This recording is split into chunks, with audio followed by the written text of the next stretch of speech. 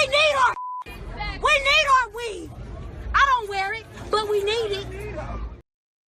I need that money. Good women are dead. Evil bitches, rise up! I'm done. I'm done with life. And it's all Germaine's fault. It's always Germaine's fault. Because there are a lot of people in this country who do not like black women. But black I want what you white hoes get. And I want it today, ASAP, not tomorrow. These angry, mad, opportunistic, lying black women.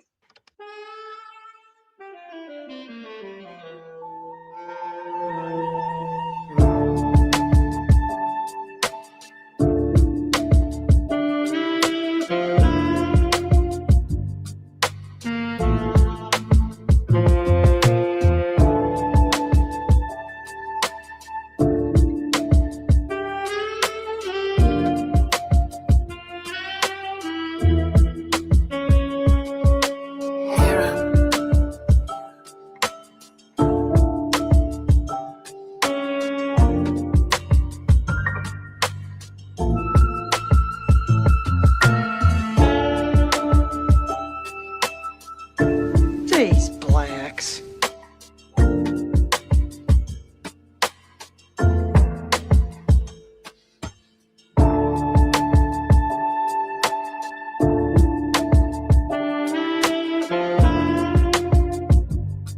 But does anyone see that? No. Does anyone care about that? No. All they see is an aggressive black girl talking.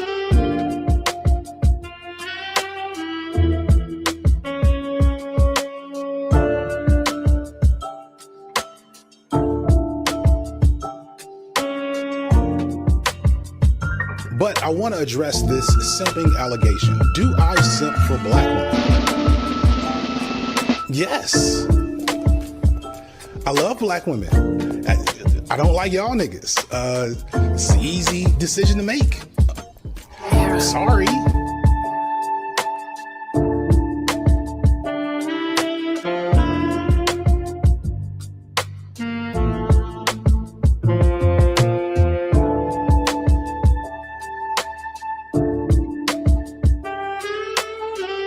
I have black mother privilege.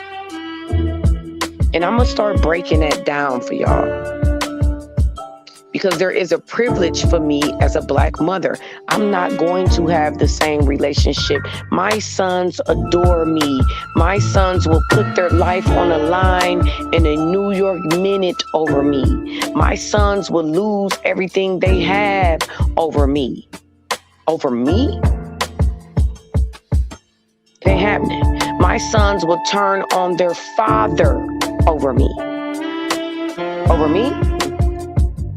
So when you ask me about my black sons, the relationship does not correlate the same to what I'm saying about black men.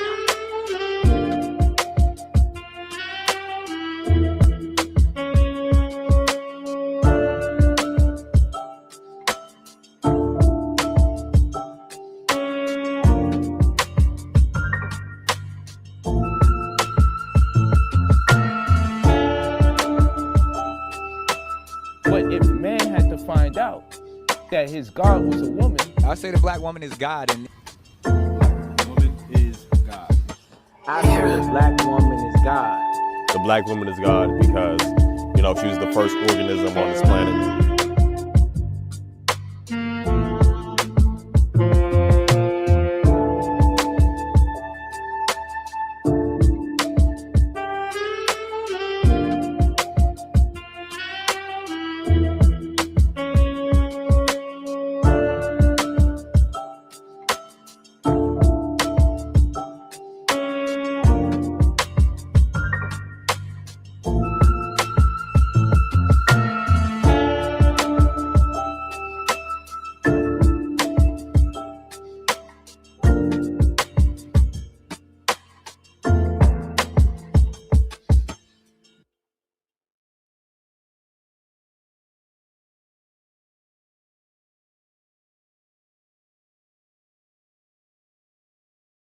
The amount of special treatment that Black women get in the workplace blows my mind. They can be dumber than a box of rocks. They're given special leeway. They don't abide by the dress code. They're late all the time. And there's always an excuse. And if you're a manager and you hold them to this excuse, you're the racist because their kid or something happened in their family. And we have to stretch the rules for them. We have to overlook it. We can't say anything. Managers are afraid to approach them and confront them about the dress code, confront them about their hair, confront them about tardiness, because they'll have a video made. Somebody will say you're being racist. And so managers all over the world, owners, when you hire Black women, be prepared what comes along with that. Be prepared for your other workers to feel highly uncomfortable when they're constantly seeing somebody not abide by the rules and not a damn thing is done about it. Not a damn thing.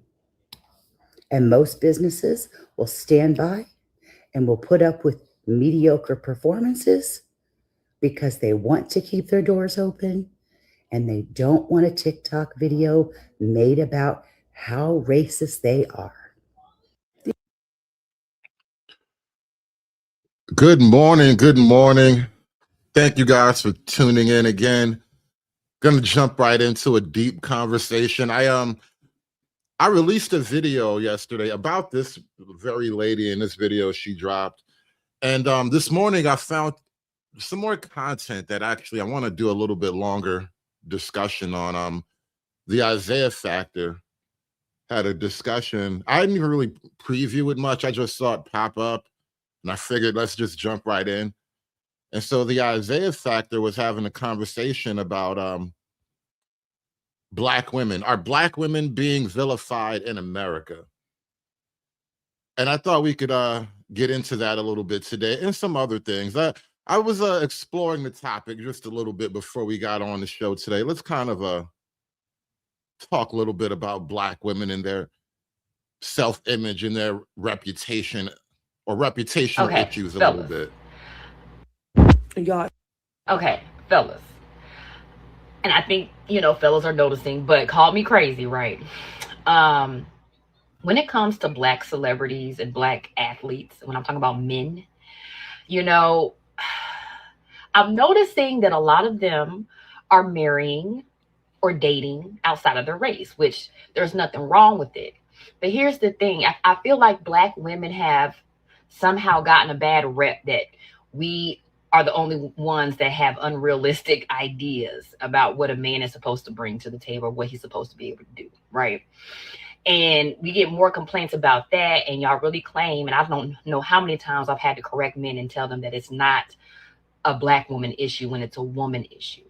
And as a woman, okay, I'm telling you, I hang with many different types of women and more than just Black women. And this mindset that a lot of, men complain about, the same mindset carries over into different ethnicities, because at the end of the day, it's the character of the woman. Okay. You know what kills me about this conversation right away?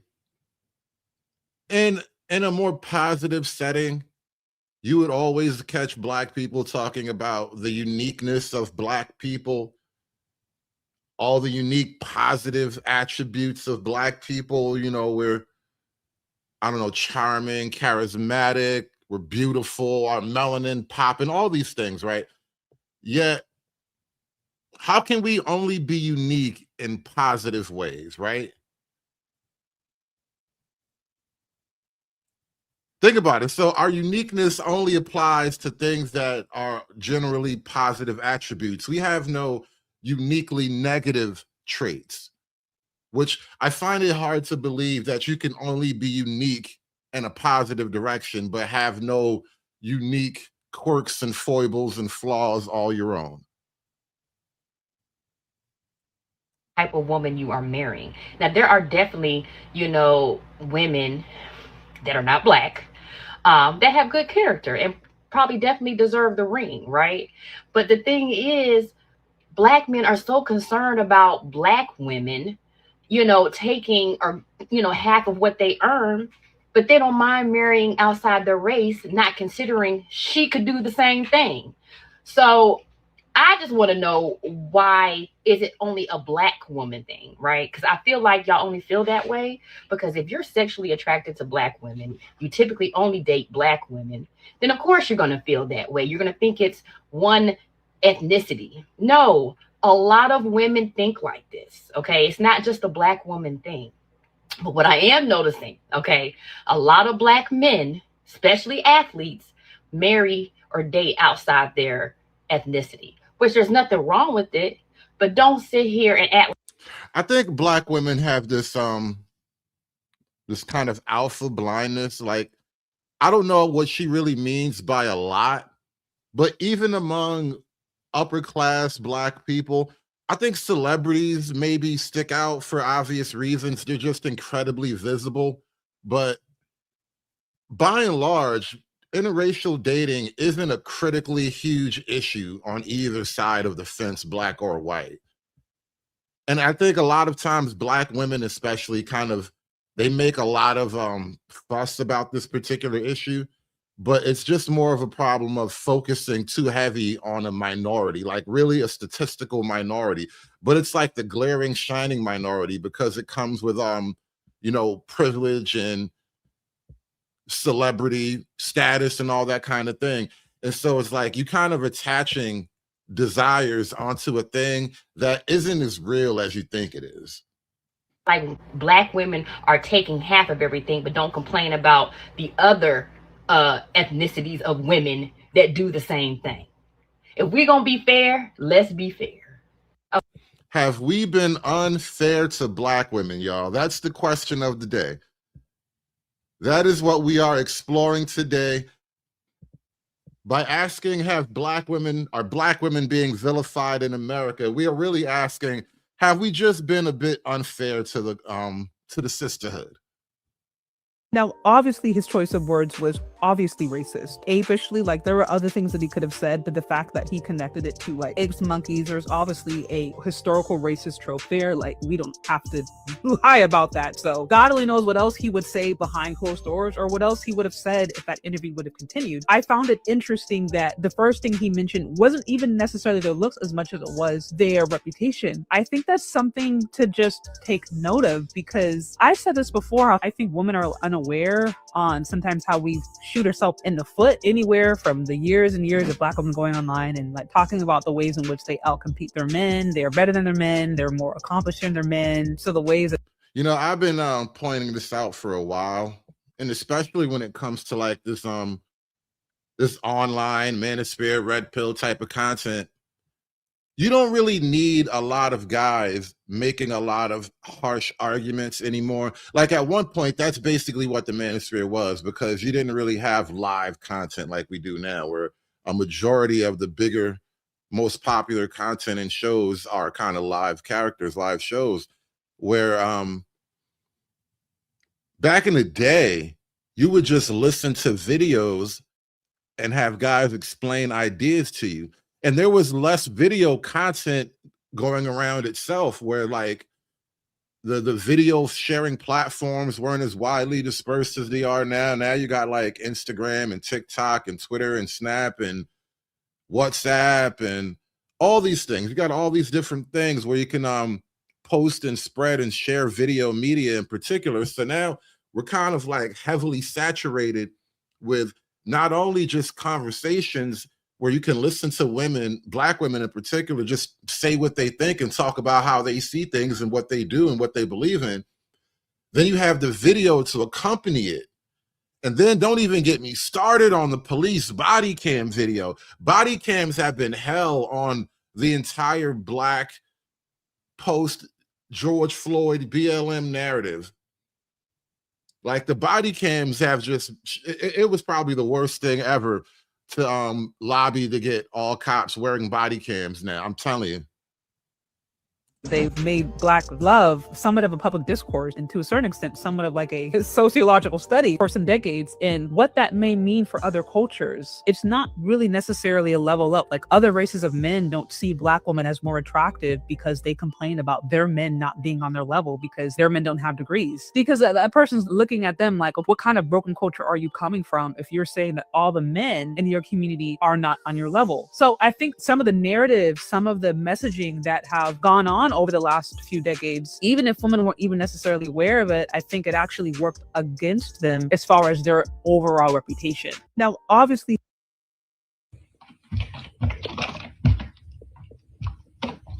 Black women get a bad rep. I don't like it. I don't like it at all.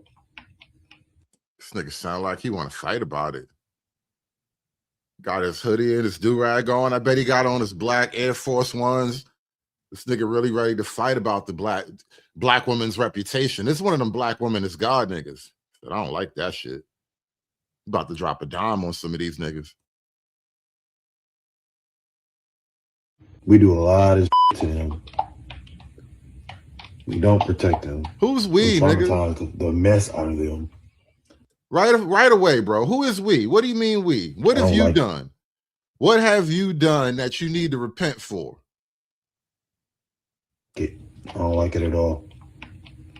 We do a lot of to them. We don't protect them. We traumatize the mess out of them. And then we expect them to be all nice and nurturing, right? They've had it rough. They've had it extremely rough. All of them? Every single one, right? You know, there are a lot of black people who are not poor. Like they are distinctly above the poverty line. Like there's a good chunk of black folk who are just not broke and living in the ghetto. They live in the neighborhood after the neighborhood next to the ghetto.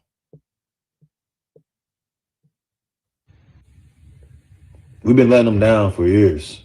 I'm included, me, myself included. Like I expect a woman to be nice to me for. Damn, this nigga got self-esteem issues. The hell I expect a woman to be nice to me for? Yo, I tell you, bro, these tough guy niggas, bro, these dangerous hoodlums, they really broken at heart, bro. They are broken-hearted simps for real. I'm telling you, if you scratch the surface, if you dig down deep enough, underneath just about every one of these tough thug niggas is a broken-hearted simp, bro. I'm telling you. That's why he be thugging so hard, because his heart broken, his feelings is hurt. The nigga's feelings is so hurt, he hate the world. Black woman, especially, a woman to be nice to. Like I expect a woman to be nice to me for. A black woman, especially, as much as I've been dogging them out. Have I ever made a place safe for a woman, a black woman, let alone? No. Bro, you need to talk about this. Do you know what you got to do? You got to do that "my name is Earl" thing, where you write down the names of all the black women that you've wronged in your life, and you go back down and you track them down and you apologize to them for all that you've done. That's what you need to do. You up here making TikTok videos trying to drag me down to hell with you, bro. I'm not going. My crimes are not your crimes. I might have been mean to a couple of women here and there, but I ain't never done the shit you must be guilty of. I am not trying to go wherever you going, bro. I've never met a safe space for a black woman to be nice and nurturing to me and soft and cuddling to me. I've always... You don't make girls feel cuddly? This nigga said he don't make women feel cuddly. Nigga, I mean, like, how do you help a nigga that don't know how to make chicks feel cuddly, bro? Like, that is really a personal problem. That's like a skills issue. You don't know how to make a chick feel cuddly, bro. Like, I don't know. Take your first of all, take your black Air Force Ones off, all right? Maybe you should put on like some loafers or something. I don't know. Nigga out here scaring the hoes. Nigga so tough, he's scaring the hoes, man. I'm telling you, man.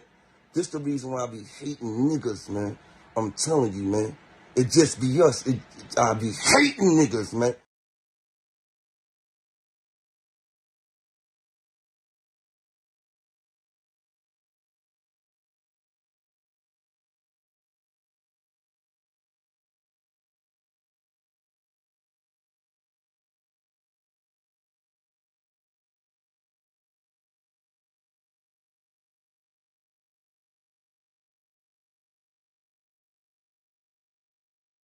If I expect a woman to be nice to me for, a black woman especially, as much as I've been dogging them out.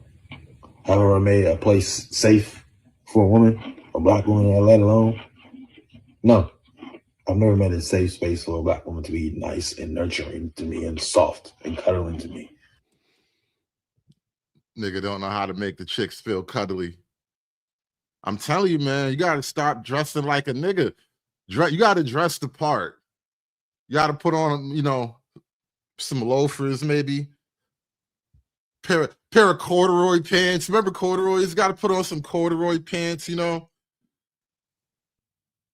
Nice button up. Sweater vest on top of it. Quarter zip, maybe. I still haven't tasted a matcha. Anybody in here know what a matcha tastes like? Is matcha worth it? Like, if I really wanted to go the extra cuddly mile, should I drink a matcha? Nigga said it's delicious.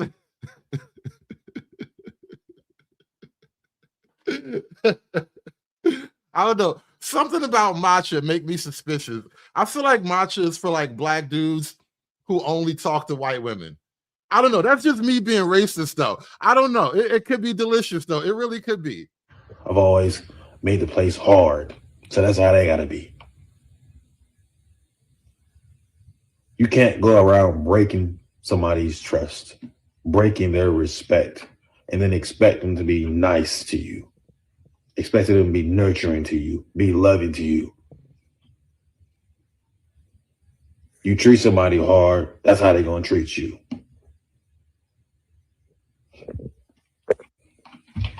You treat somebody hard, that's how they're gonna treat you. Why you look like you done robbed black women before? This nigga look like he done robbed old black women, stole purses and shit. You treat somebody hard, that's how they're gonna treat you. You treat somebody hard, that's how they're gonna treat you.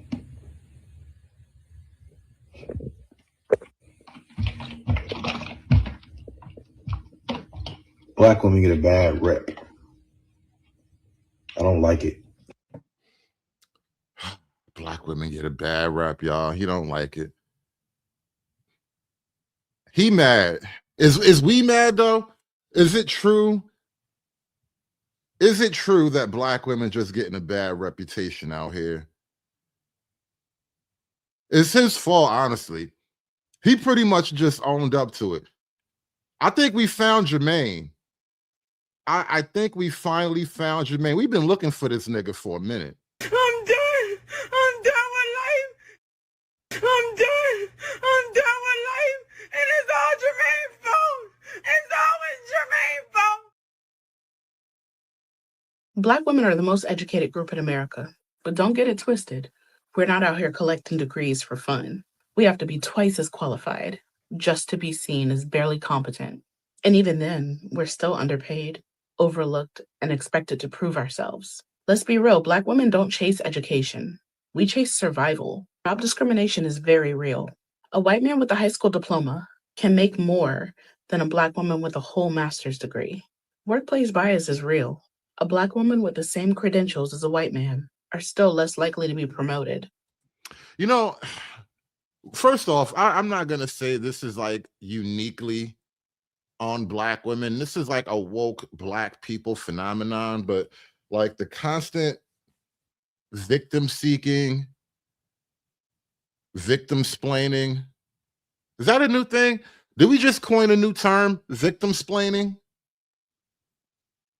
That's what this whole like black woke position feels like. And then black women get to have an extra layer to it because not only are they black, but they have like vaginas and stuff. So they get to have that extra crippling disability, I guess. That's they act as if being a woman and black is effectively being handicapped.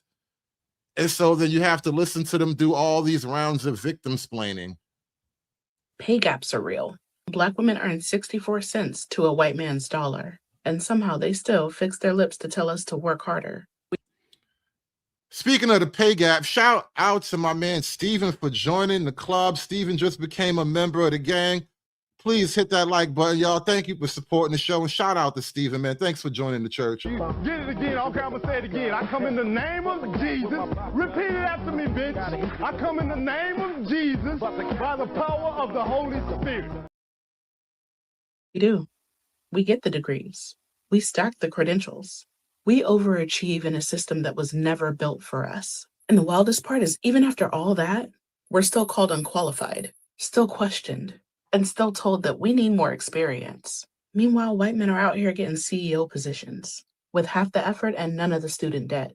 Black women are the most educated group in America, not because we want to be, but because this country gives us no choice. And if we're out here dominating despite all odds, imagine what we could do if the playing field was actually fair. Black women are... If you're dominating and the playing field isn't, quote, fair, then what does fairness really matter anyway? Help me understand your problem. If you're already dominating in a game that you say isn't fair, yet you're dominating, then why would it matter how, quote, unfair it is? Do you need to dominate harder? And that's really what I think is happening. I keep pointing this out. I don't think Black women are in direct competition with Black men. Maybe once upon a time, but not anymore. I think really, when you listen to like a lot of the woke people describe their power hierarchy, they're really in competition with the white men. So oftentimes you'll even hear like Black women's salaries compared to white men's salaries, just totally bypassing Black men's salaries for that matter. And it's like, well, we're not equal to white men, then what does it matter? And so it's like you really want to be dominant over white men effectively, which, you know, you want to be dominant over the world as you see it, basically. Black women are under attack for being the most educated demographic in the country.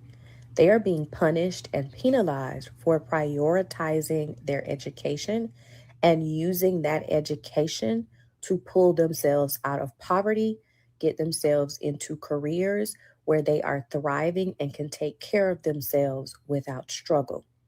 It's no coincidence that in the recent article, over 300,000 Black women have been laid off since the current administration got into office, me being one of them. This is not... Yeah, this Trump administration has been hell on Black women, but I'm hearing also Black men are kind of taking a lot of hits in these jobs. I don't know if it's in the same realms like DEI, corporate stuff, but it's hell out there right now. The time to be down on yourself as a Black woman for prioritizing your education.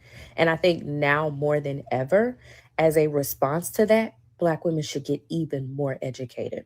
So if you're in between jobs and you're in that layoff space like I am, look into getting certification. So if you're not interested in getting another degree at the moment, look out there and see what certifications may interest you so that you're able to pivot and make yourself more marketable. You got HVAC, you got project management, you got...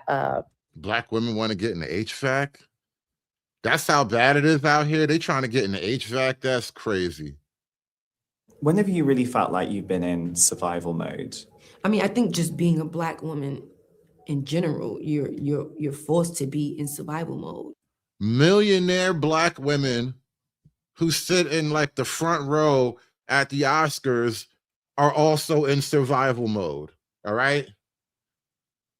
Don't you know Oprah Winfrey? Hell, even Gail, Oprah and Gail are in survival mode. That's why they stick together like that, so they can survive together. That's the mode they on. They are in survival mode. No matter how wealthy, no matter how much gravitas they're given, no matter how much success they taste, they're always in survival mode. The survival is real. You have a voice, that's a problem. You're quiet, that's a problem.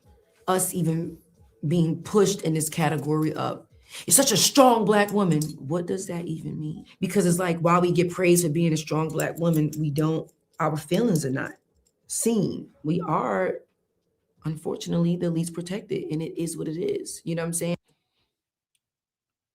You can't be strong and protect. You can't even be the strongest, especially. It's one thing to be strong, but you're the strongest, right? Why does the strongest deserve protection? And this is like a fundamental psychological problem almost, right? Like, you can't be strong and demanding of protection because the strong don't demand protection. And so it puts the men in an awkward position as well. Of like, why am I going out of my way, giving all of my strength to protect somebody who claims to have the strength that I have? It's really a problem, at least. Let's just put it that way. It's a damn problem. Shout out to my man Jamar, becoming a YouTube member. Thank you guys for supporting the show. Hit that like button, y'all. Get it again. Okay, I'm gonna say it again. I come in the name of Jesus. Repeat it after me, bitch. I come in the name of Jesus by the power of the Holy Spirit. And we have a voice, we have confidence in this. We're too loud. We're strong, then it's kind of like, well, we don't have to ask them if they're okay. Or what she need my compassion for? She's strong, she got it. Which one you want us to be? You know what I'm saying? It's not about what we want. It's about what you want. What do you want to be? You know, again, you got to dress for the job you want. If you want to play the tough role, that's the lonely man's role. The role of the man is to not expect sympathy and quarter and comfort. And if you want to take on strength, then you can't be expecting sympathy and quarter and comfort. That's just not how men see the world. And that is not how the world perceives men, because men are seen as strong and agents, and we are capable. And if you want to take on those same attributes and qualities, then how can you now turn around and demand to be seen as something that's fragile and weak and deserving to be protected? And you know what? I wanted to get into this argument last night when I was up on Witch Doctors, but it turned into a nigga show, and I quietly backed away. But who was I arguing with? Eda Man was up there saying how, you know, women are the weaker vessel, and that's why he protects women, you know, generally. But my point to Eda Man, and this is what I was about to get into before it all went left, but like, he been married a long time. Like, that's a lot of protection you're offering, you know, because you already got one wife. How much protection is a man supposed to offer the women in the world who put themselves out in front of danger and in front of men? You already have a wife at home. How is it that a man who's married already and doing his job as a protector and a provider also supposed to protect and provide the world of women who claim to be strong and powerful and independent? It's enough that you protect the one woman. She might be strong and powerful and independent herself, but that's your one job. You claim that woman, you can protect her, fine. I'll live with that. That's the deal old as time. But the rest of them, why? Why? Whose job is it to protect a free woman who's strong and independent? It's really a fundamental problem. And then when we get on these like panels and we have these conversations where it's like, oh, well, she's a woman, you can't talk to her like that. Well, why is she here? She can't be spoken to.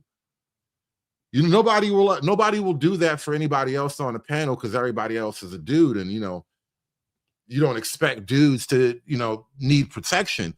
But you put women in front of men and let them operate unrestrained and then want them to be protected at the same time. It does not make sense. That is my whole problem with the nature of Black YouTube.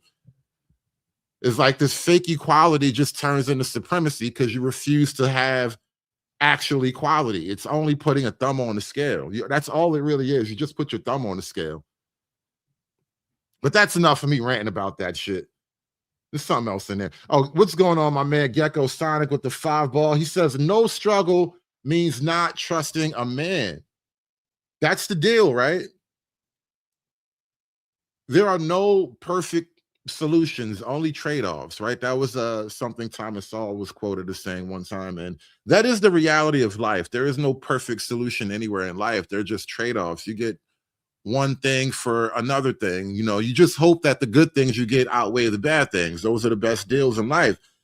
And when women have created this no struggle life for themselves, in practicality, a lot of times they've created a life where they don't really have room for a man anyway. And so the trust isn't even a need. This is kind of how trust between people work out anyway. At some point, a person develops a need for a thing that they can't quite achieve totally or effectively on their own. And they have to kind of put their hopes in someone else's abilities or generosity even. And when that other person comes through for you, it creates a little bit of a bond, and then you're willing to play that forward and help that other person sometimes. This is how the bonds between people tend to work. The modern woman has, for all intents and purposes, removed a lot of the need for trusting men from her life. And especially with like the really highly successful, high functioning Black women, that more successful women tend to have more of this problem, because the higher up you go on the ladder, the less qualified men you can find as mating and dating partners.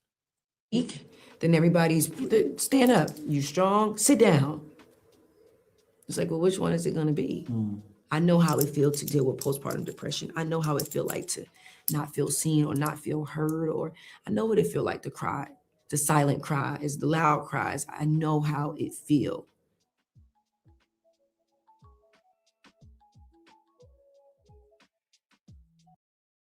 And one thing about it, I never. One other thing that just irks me about Hollywood before we get off of her. I don't know if it's just me, but I'm just kind of over watching wealthy people complain about how hard their lives are, how often Tiana Taylor cries in the dark because she's a Black woman. And one thing about it, I never gave a fuck about being a stereotype. Ever. Never gave a fuck about being a stereotype. I am the Black woman stereotype. You pissed me off, bitch, you sure did. Now I'm mad. Yup, I'm that hostile, angry bitch. I am. The second, try me, bitch. I'll show you. Try me. Never gave, submit to any and everything, no matter what. Submit to the trash. If the trash wanted you to submit to it. Like, it never gave that. Like, you're right. It never gave. So yeah, when they be talking about Black women, yeah, we're mean, we're hostile, we're aggressive, we're not submissive. You're right. You're right. I'm not a fucking doormat. You're right. I set fucking boundaries. You're goddamn right. I have standards, bitch. You're right. I know my goddamn worth. And I'm not willing to fucking subject myself to any bad fucking behavior from any fucking body at the hands of anybody at the expense of myself. You're goddamn right. Like, I'm sick of fighting it. I'm sick of fighting it. I'll never be that bitch that's sitting here trying so extra hard to not be like the stereotypes or not be like the other Black women. You're right. I'm ratchet. I like to wear my bonnet outside. You're right. I'm such a ratchet bitch. You're right. Shout out to the Proud Bonnet Gang. Look, Shiesty Bum know what I'm talking about. Shiesty Bum know what the Proud Bonnet Gang is like. Living that proud bonnet life. Bonnets up, y'all. Bonnets up. Bluff City Nerd with the $2. He says the struggle is the drug of Black America. Ain't that real though? Black America is addicted to the struggle. Because something about the idea of struggle is like deeply connected to the idea of Black. And once you kind of disconnect yourself or disassociate yourself from the idea of Black struggle, or just struggle as Blackness or whatever you want to call it, it's like you really stop being Black. You become this like pseudo white man. It really is. Niggas that move away from the idea of Black struggle become effectively white. They become like Black in name only. Can a nigga live? Can a nigga live? Please. Shout out to Bluff City Nerd with the $2, y'all. Hit that like button, y'all. Support the show, man. Appreciate y'all coming out. Give me the money. Give me the money for all that I would do. Give me the money. I am the stereotype. Like, it is what it is, bitch. Like, everybody wants to use it as a fucking insult, and to me, it's never been a fucking insult. Like, to me, it just sounds like I'm not taking no shit. To me, it just sounds like I know who the fuck I am. And I'm not willing to, you know what I'm saying, subject myself to any horrible treatment from anybody at all. Nobody. I'm not going to sit here and let somebody who's treating me bad walk all the fuck over me and I still love them at the end of the day. I sure fucking won't. You goddamn right. Let the motherfuckers do it. Not chocolate. Don't you do that. Bleaching your skin is for Nigerian women. Don't be like that. Black American women don't skin bleach. Just got to lighten your heart a little bit. That's all. I'm not like a life coach. I don't know all the right words to say, but I know skin bleaching ain't gonna help you. Got to get a little bit of joy in your life. Find some joy in your life. That's all. Need a little bit of happiness in your life. Skin bleaching ain't gonna bring happiness. It's just gonna give you that weird yellowy, buttery texture that them African chicks be having. They be looking buttery. Do not skin bleach and come around here looking all buttery, chocolate. Don't do that. Yeah, no, natural light skin is a whole other thing. There's a bunch of light-skinned black chicks in America. That's not even what I'm talking about. I'm talking about African women who skin bleach and they just come out looking like sticks of butter. Don't do that. You got to find some joy in this life. That's the only way. Otherwise, you're going to be bitter like this Bonnet Gang bitch right here. Chicks with no joy wind up in the Bonnet Gang. But I gotta move on from her for a minute. We're going to come back to the miserable women of TikTok. I want to check in on my man Isaiah. Are black women being vilified in America? Is the new face of villainy in America now black women? This comes as we're being bombarded by more and more videos on social media of them in street fights and brawls on reality shows. Oh, man. Shout out to Chocolate Bunny in the chat. She says, shout out to Chocolate with the $3, by the way. She says, I hate these conversations, Hood. You know, if you notice, I am trying not to go like stupid ham. You know, oh, I have these bitches and these women. I'm trying not to go that ham. And I'm, you know, it's too easy to say mean things and just have jokes or whatnot. I'm trying not to do that. I'm trying to just speak directly to the issue on the table because I know it's an uncomfortable issue. I know it's like, it's a triggering issue. I feel it. I can feel the triggering. And I appreciate you sitting around and not being like perpetually triggered. You only get momentarily triggered and then you be right back at it. And I appreciate that because I know it's a rough thing. But look, don't get me wrong. Don't get me wrong. I listen to women talk about men as well. And they're not always lying. They're not talking about me exactly. You know, every once in the blue, I feel attacked. But for the most part, they're not always lying and they're not always talking about me. But it is what it is. Sometimes you just got to take the medicine, you know. How can we heal if we don't tend to the wounds? You feel me? But shout out to Chocolate Bunny. Shout out to everybody who hates these conversations. Give me the money. Give me the money for all that I would do. Give me the money. In the last week alone, black women have been blamed for the chaos at Daytona Beach's spring break. Law enforcement even calling one out by name, demanding $1 million in restitution for the damages in that city. Here is number one offender, Aliyah Brooks.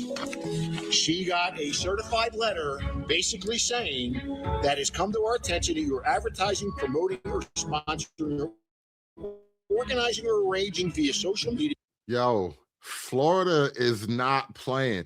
I've heard somebody say this before. Somebody brought this up before. I forgot where I was, but they were like, yo, a lot of people go to Florida and they wind up getting locked up and having to stay over their vacation plans or whatever. And I was like, damn, that exact thing happened to a cousin of mine. Left Brooklyn, went down there with his homeboys, trying to, they was all in music and whatever. I don't know what happened because I wasn't down there. I wasn't around at all at the time. But this dumbass goes to Florida and gets locked up for like a couple of weeks and get out of jail, ain't got no money, had to figure out a way back. It was wild. It was wild. Florida does not mess around, y'all. That's the last place I want to go to, is to Florida and be locked up with a bunch of Opalaka niggas anyway. Don't go to Florida and mess up, y'all. They will put you on blast and throw you in a hot box. Here is number one offender, Elia Brooks. She got a certified letter basically saying that has come to our attention that you're advertising, promoting, or sponsoring, or organizing, or arranging via social media a Daytona Beach takeover. That even some black men blaming black women for the new dress code at the Houston Livestock Show and Rodeo. Now, that is not fair. Even some black men are blaming black women. I did a whole show about Houston. It was actually a popular show on this channel, and it was mostly black women complaining about black women. But here you go. Even black men. Look at this coon-ass nigga right here. How dare this nigga speak on something? Bro, the women were embarrassed about the women. That's what made the show interesting to me, honestly, because a lot of times you're going to have women defending women being ratchet. And even the black women were like, you know what? God damn it, I hate you bitches.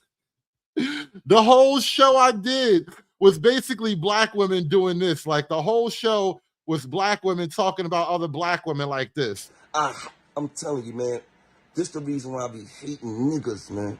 I'm telling you, man. It just be us. I be hating niggas, man. Did a whole show of black women embarrassed about black women at the Houston Rodeo. They understood what the problem was. They knew exactly who was being spoken to when they put out the new dress code. But here this nigga go. Even some black men. Get the hell out of here, man. And shout out to my man Steven with the $2. He says, every day there is 10,000 fewer simps. It's a start. You know, this sounds like it should be a national American policy. We need an illegal immigrant removal plan and a simp detoxing plan. For every illegal that we remove, we should detox a simp at the same time. Like, I think a nation that put a man on the moon and we put 2 sons over Japan, I think a nation that did those things can do these things, all right? If we can put a man on the moon and we can put too many sons over the skies of Japan, we can remove illegal immigrants and detox the simps. We need a simping detox program. We might start doing that shit they do in Ukraine where a van just pulls up and grabs a simp off the street. He'll be back in 6 to 8 weeks if he lives. Shout out to my man Steven with the $2, y'all. Hit that super chat button from me, y'all. Thanks for coming out. Support the show. I need that money. Embarrassed us so bad. That even some black men blaming black women for the new dress code at the Houston Livestock Show and Rodeo. Embarrassed us so bad for the Houston Rodeo that like this have to be talked about. And we've been telling y'all this. We've been telling y'all that black American women, FBA women, have they ass out everywhere you go. And then there's this guy who describes black women this way on social media. Damn, at least they blurred his face though. Because they be trying to put, you can tell he white. That's probably why they blurred his face. They was trying to be nice to him. Because you know what could happen. What's your least favorite race to date? I want to say black girls. Like, black girls have great personalities, but they're like apishly aggressive, you know? Apishly aggressive. I think this is the video that Shay Sharday was talking about a few minutes ago when she was saying, we described us as apes or whatever. He says apishly aggressive. Those are amazing words to use. I would never. Personally, I would find better language to use, chimp maybe. Not ape, though. Ape is just too far. Ape is way too far. Hoes mad, hoes mad, hoes mad, hoes targeting women of color in the United States of America. Don't tell me, because I didn't get a single apology. Time has expired. When my life was threatened. Thank you. Hoes mad, hoes mad, hoes mad, hoes mad, hoes mad, hoes mad, hoes mad. Like manly sometimes, you know, the way they act. You feel me? No, I don't. Some say no matter how. Oh, she gonna play it off. No, I don't. I've never seen black women being anything more than balls of light and effervescent creatures. They're like sprites out in the wilderness, you know? Educated or successful, some black women have been constantly vilified, like politicians Jasmine Crockett and Kamala Harris. Hence, the question remains, are black women being vilified in America now? And damn, that was some really deep, sad music. The ooh, nigga almost made me feel sympathetic for a minute. That track almost got a little bit of sympathy out of me. I ain't gonna lie. The music almost got me. Crockett and Kamala Harris. Hence, the question remains, are black women being vilified in America now? She looked like she about to cry. She looked like she about to cry. Damn. It's hard out here, man. It is hard out here for a sister. I understand. I don't know why they keep coming at y'all like this. Don't they know it's hard out here for a sister girl? I need that money. Good women are dead. Evil bitches, rise up! But does anyone see that? No. Does anyone care about that? No. All they see is an aggressive black girl talking. And of course, we have a panel of guests here, women, important women. Let's well, yeah, you black too. So let's get to it, Yolanda. Is this over-exaggeration? Is this a fair assessment? Hold up now. I see 5 women. This is almost a redhead. That's really like auburn, brownish hair, but clearly a white woman. There's another woman, clearly a white woman. What this nigga say? Let's well, yeah, you black too.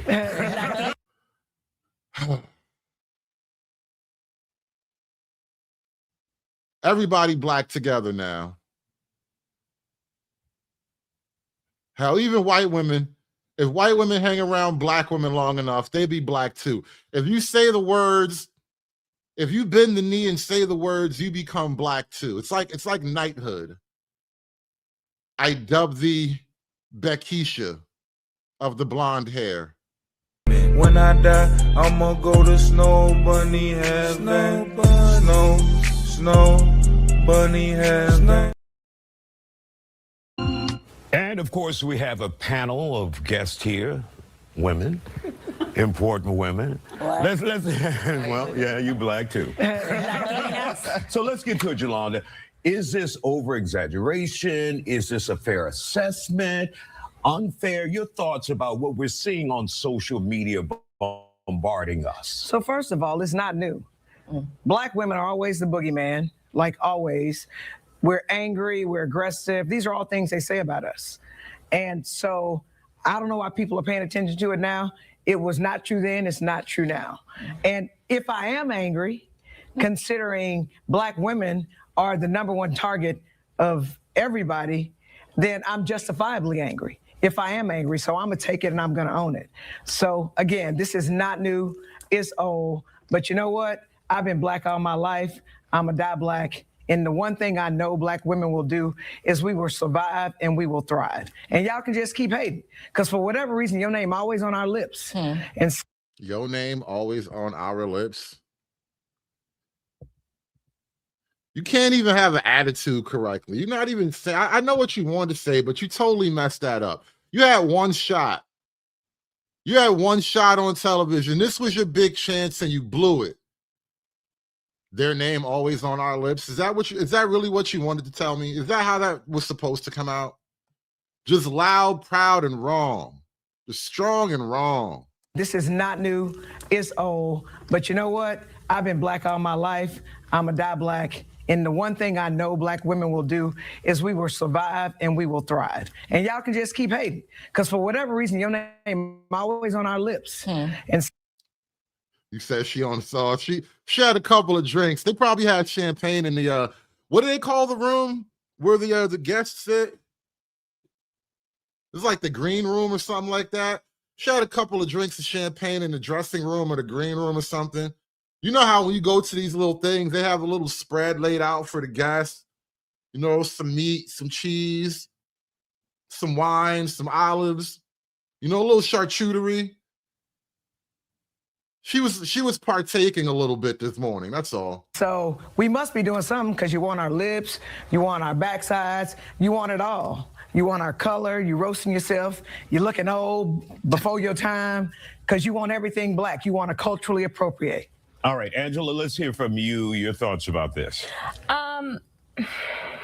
So here's my thoughts about this. I think the reason we're seeing more and more of these incidents is because people have cell phones. Shout out to Angela Botox of the Angela Botox Show. I have never heard of this woman before. She must be like local to Houston or whatever. Social medias. I don't think it's necessarily something that's new. I think it's been a problem. It's gotten more and more aggressive, and this is about individual behavior. This is about people who do not take responsibility for the way they act, look, behave. I can remember being a teacher in an inner city school, and I'd have one or two mothers 2 or 3 times a week, sometimes every day, coming in 30 minutes late with their bonnets and their pajamas and their footies. Becky, don't hurt them. You know, it's funny. Let me show you something. This is how body language is such a tell. Right when she started talking, she took a deep breath and a long pause. So here's my thoughts about this. She had to gather herself culturally appropriate. All right, and watching her wind up, I was like, I think she about to say something heavy. I think she about to say some real shit. And look how the Black girls looking at her right there. Look at the one to the right and to the left. It's almost like they putting the pressure on her mentally. It's like they putting that telepathic Keisha's sisterhood pressure on her. Like, say something nice, bitch. Say something nice. Choke you out with this weave right here in front of everybody. I swear to God, say something nice. Hear from you, your thoughts about this. So here's my thoughts about this. I think the reason we're seeing more and more of these incidents is because people have cell phones, people have social medias. I don't think it's necessarily something that's new. I think it's been a problem. It's gotten more and more aggressive. And this is about individual behavior. This is about people who do not take responsibility for the way they act, look, behave. I can remember being a teacher in an inner city school, and I'd have one or two mothers 2 or 3 times a week, sometimes every day, coming in 30 minutes late with their bonnets and their pajamas and their footies, bringing their kid in, stopping my class 30 minutes late every day, and then getting copping attitude with me when I would say, you need to bring your child on time. We have a situation where in the Black community, unfortunately, there is a lack of father and parental father strong figures in the home. No, she's just going there. Look at her smile. Look at her face. Look at her face. Oh shit. I wish I could zoom in on this even more. Oh, I wish I could zoom in on her face even more. Oh my God, look at her. Becky, look at her face. Why did you do that? Why did you do that? Oh no, they're gonna jump you after the show. They're gonna jump you after the show. I don't know why you did that. I don't know why you would say that. I want what you white hoes get, and I want it today, ASAP, not tomorrow.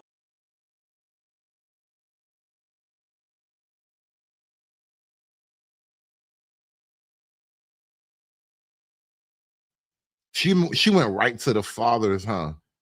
Just hit him right in the gut. Your babies ain't got no daddies. If you don't have a man, you ain't nothing. bonnets and their pajamas and their footies, bringing their kid in, stopping my class 30 minutes late every day, and then getting copping attitude with me when I would say, you need to bring your child on time.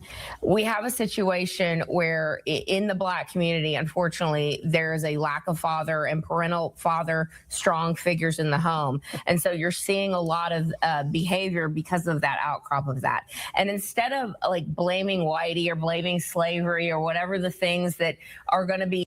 Look at the big girl. Oh, whoa. Everybody mad.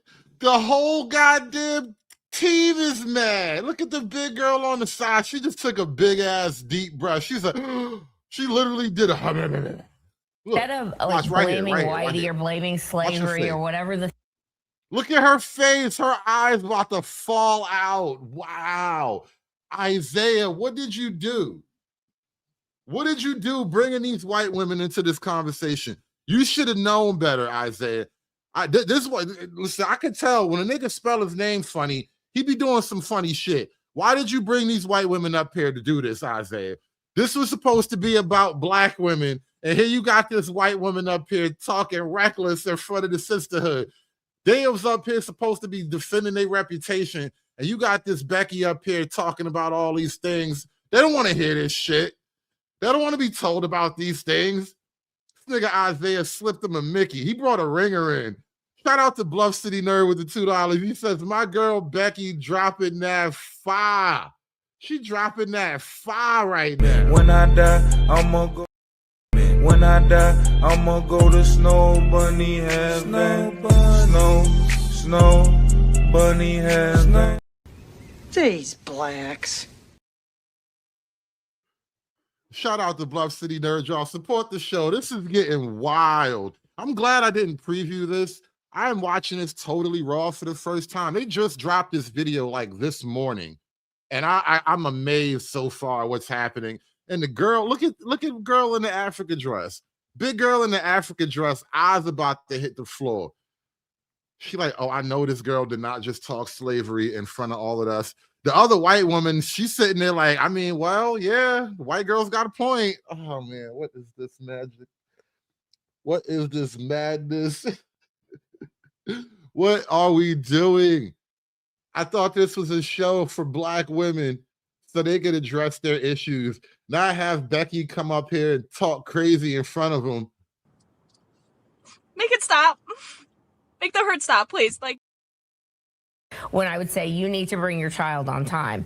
We have a situation where in the Black community, unfortunately, there is a lack of father and parental father strong figures in the home. And so you're seeing a lot of behavior because of that outcrop of that. And instead of like blaming whitey or blaming slavery or whatever the things that are going to be blamed on this panel, I'm 100% sure, instead of blaming whitey.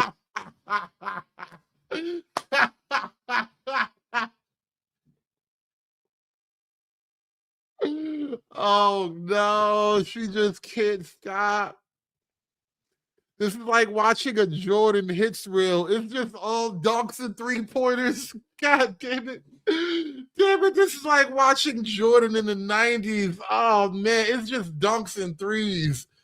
Oh my God. Every time you think she about to do one thing, she do the other. Oh, I thought she was gonna kill her, said she 8 miled him. Yo, what is going on in Houston? Oh man, I tell you, they probably bust the tires out her car after this shit. I know. I'll bust the windows out your car. I'm telling you, they did her dirty after this. And this is just the opening salvo. Like she didn't even warm up or nothing. She just came in hot. She ain't even like throw a jab. She didn't dance around the ring. She didn't do none of that. She just came straight in the ring. Oh, you get just a giant tiger uppercut. Just wow. Damn. Home. And so you're seeing a lot of behavior because of that outcrop of that. And instead of like blaming whitey or blaming slavery or whatever the things that are going to be blamed on this panel, I'm 100% sure, instead of blaming Whitey, why not take a look at the behavior that's going on with some members of the Black community and have a come to Jesus with them about it? Bonke, your thoughts about this? Well, her name is Bonke. Let's stop for a minute. Community and have a come to Jesus with them about it. Bonke, your thoughts about this? Well, I've been a teacher at both inner city and suburban schools. Bonke. All right, maybe she's legit African. Maybe that's the African name, because in my mind, Bonke is short for Bonkisha. It's like her name is really Bonkisha, but you know, ain't nobody got time for that. We just call her Bonke for short. Shout out to Bluff City Nerd with the $2. He says, go, Becky, go. Bro, this thing is off to a great start. I had no idea it was going to be like this. And then we got a straight up Bonke on the panel. I wonder what the other white lady going to say now. If the other white lady just get up there and be like, nigga, please.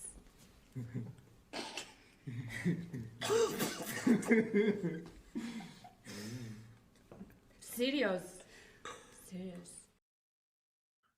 oh, man. I was thrown off when I saw the two white women on stage already. I'm like, oh, this is going to be interesting.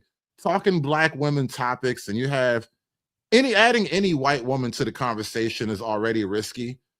And then you have, like, you know, this white woman who was just jumping off the top rope. She smacking chicks with the turnbuckle. She doing all the wrestling moves right now. It's like SummerSlam out here right now. But let's listen to Bonkisha, y'all. Shout out to Bluff City Nerd. Let's listen to Bonkisha. Bonke, I'm sorry. Let's listen to Bonke and let's take her opinion, because she seemed like she had a lot to say a minute ago. About it. Bonke, your thoughts about this? Well, I've been a teacher at both inner city and suburban schools. In the inner city, we were never scared of school shootings, right? So when we're talking about different groups being vilified, if we're looking at the history of... Oh, man. Are we really going to make this argument that the white school is just a more threatening environment than the Black school? Is that really the argument you want to make, Bonke? I'm going to start calling you Bonkisha. You keep talking like this, and I'm going to just call you Bonkisha. We're not even going to shorten that shit or nothing. I've been a teacher at both inner city and suburban schools. In the inner city, we were never scared of school shootings, right? So when we're talking about different groups being vilified, if we're looking at the history of America and who has done the most violent crimes, it's your people. In regards to the way Black women are viewed, I'm going to continue speaking.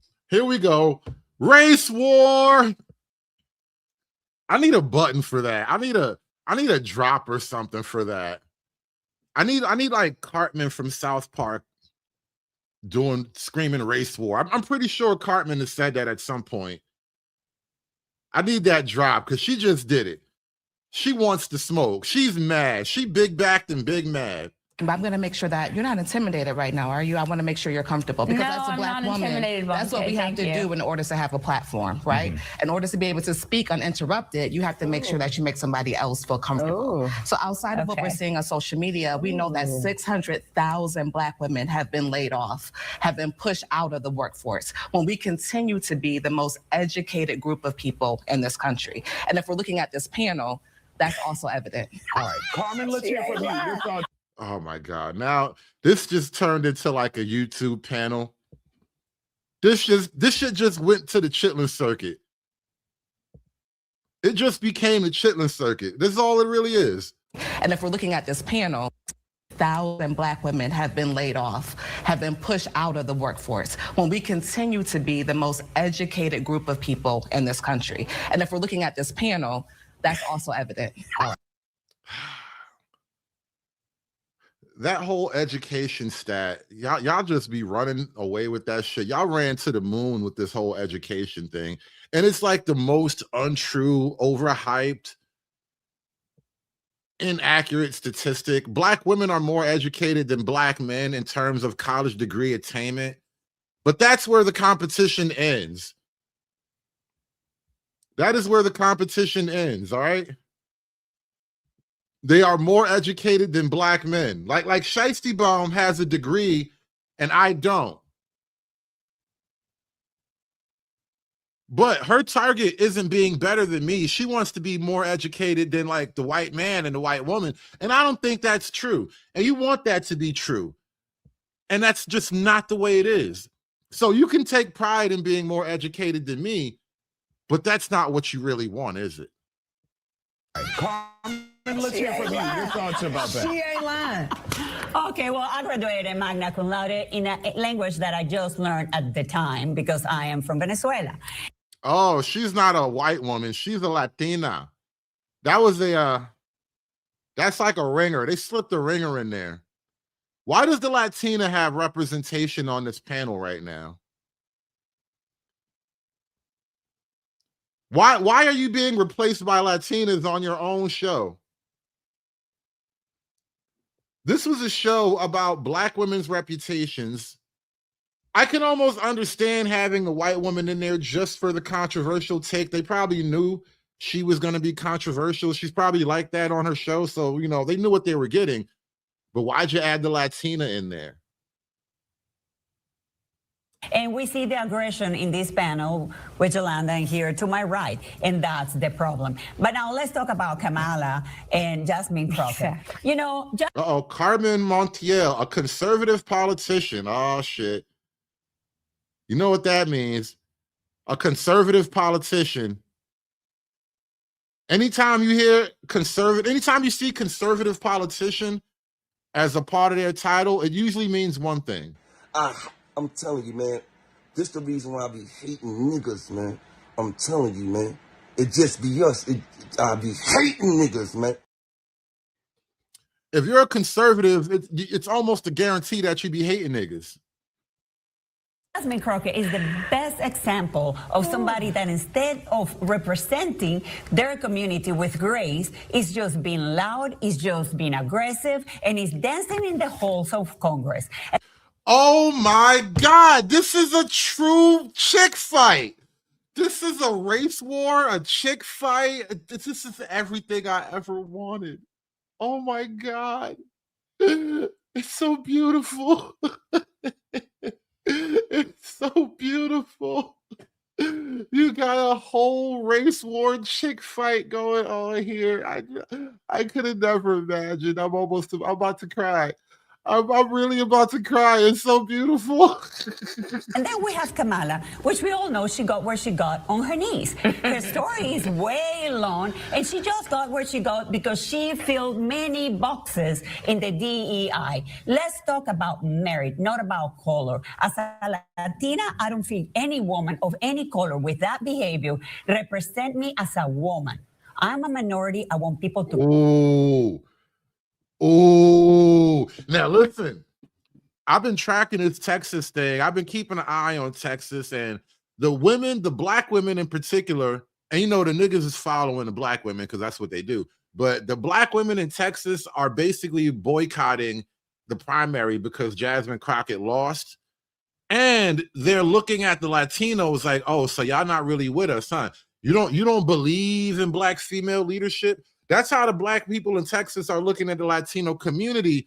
And the Latino community is like, hey, oye, ¿cómo va? They don't give a shit. The Latino community gives zero shits about your Black women's struggles.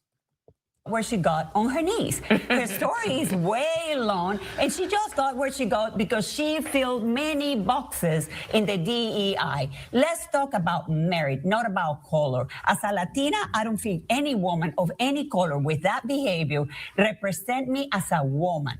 I'm a minority. I want people to get places based on merit. All right, Jasmine, Terry, let's hear from you. So I think we need to stay on topic. So we're going to go back to Yolanda for her initial.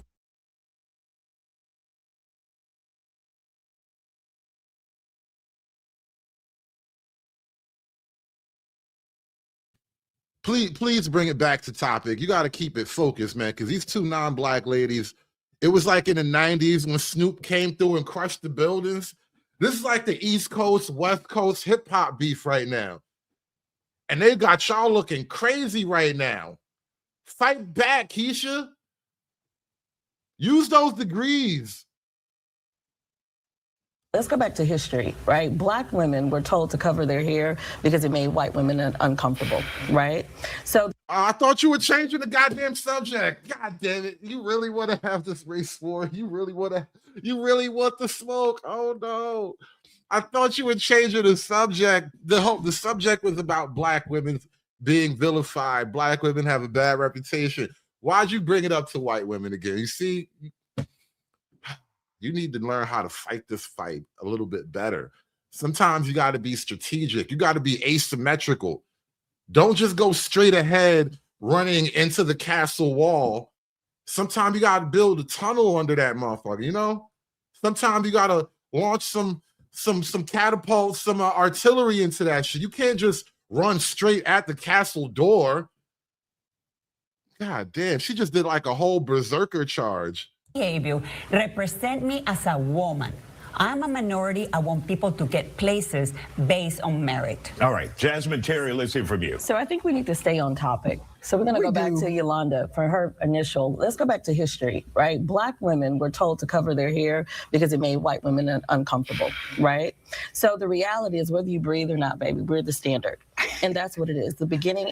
Standard of what? Oh my God. I can't even let this thing play for more than 2 minutes without something worth stopping. Yeah, this is why I was looking at that comment. It says, this feels like when I worship Duran Duran and I would record every snippet I could find. Everything is clip worthy. Why is every 30 seconds clip worthy? I mean, really, really the standard of what? And the thing is, you're like the best looking woman of all the black women on the panel. You pretty much got the look, right? Hair looks nice, face looks nice, little chubby, but you know, niggas like that type of shit. And here you go being typical as hell. Here you go being typical as hell. Right, black. You could have just sat in the middle looking like a baddie. You could have just sat in the middle looking cute, trying to say, I don't know why y'all keep hating on me like this. But no, you wanted to jump right into the fight, being typical. Black women were told to cover their hair because it made white women uncomfortable, right? So the reality is, whether you breathe or not, baby, we're the standard. And that's what it is. The beginning and the end starts with the black woman. So regardless, whether you want to admit it or not, I think for the both of you, you stay on topic because what you just spoke about had nothing to do with what we're talking about. Absolutely good. So we're going to go back. So we're going to All right, Isaiah, I would see what this panel needs is some male energy. They need the man to come in and bring some order. Because if you just let this go uninterrupted, it'll be like mud wrestling in a minute. It's gonna be mud wrestling with no mud. Which I would, you know, people would watch that too, by the way.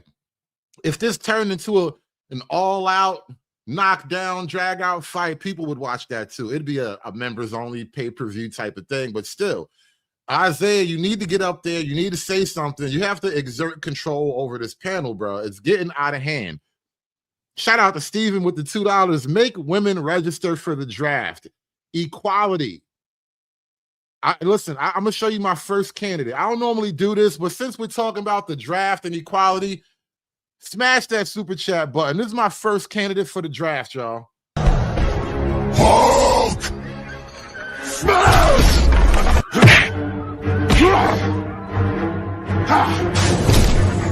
Smash you! You make Hulk angry!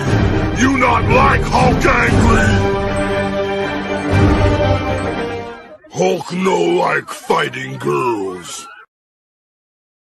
For the both of you, you stay on topic because what you just spoke about had nothing to do with what we're talking about. Absolutely good. So we're going to go back. So we're going to stop interrupting. Let me land. So the reality is, for the both of you to sit on the side of me and talk about aggression, what is the difference in what you're doing and what we're doing right now? Having a conversation. And yet we're the one, you just literally called out both of these black women on the panel, and you sit here with your attitude and you have a problem, but you tell them that they're aggressive, right?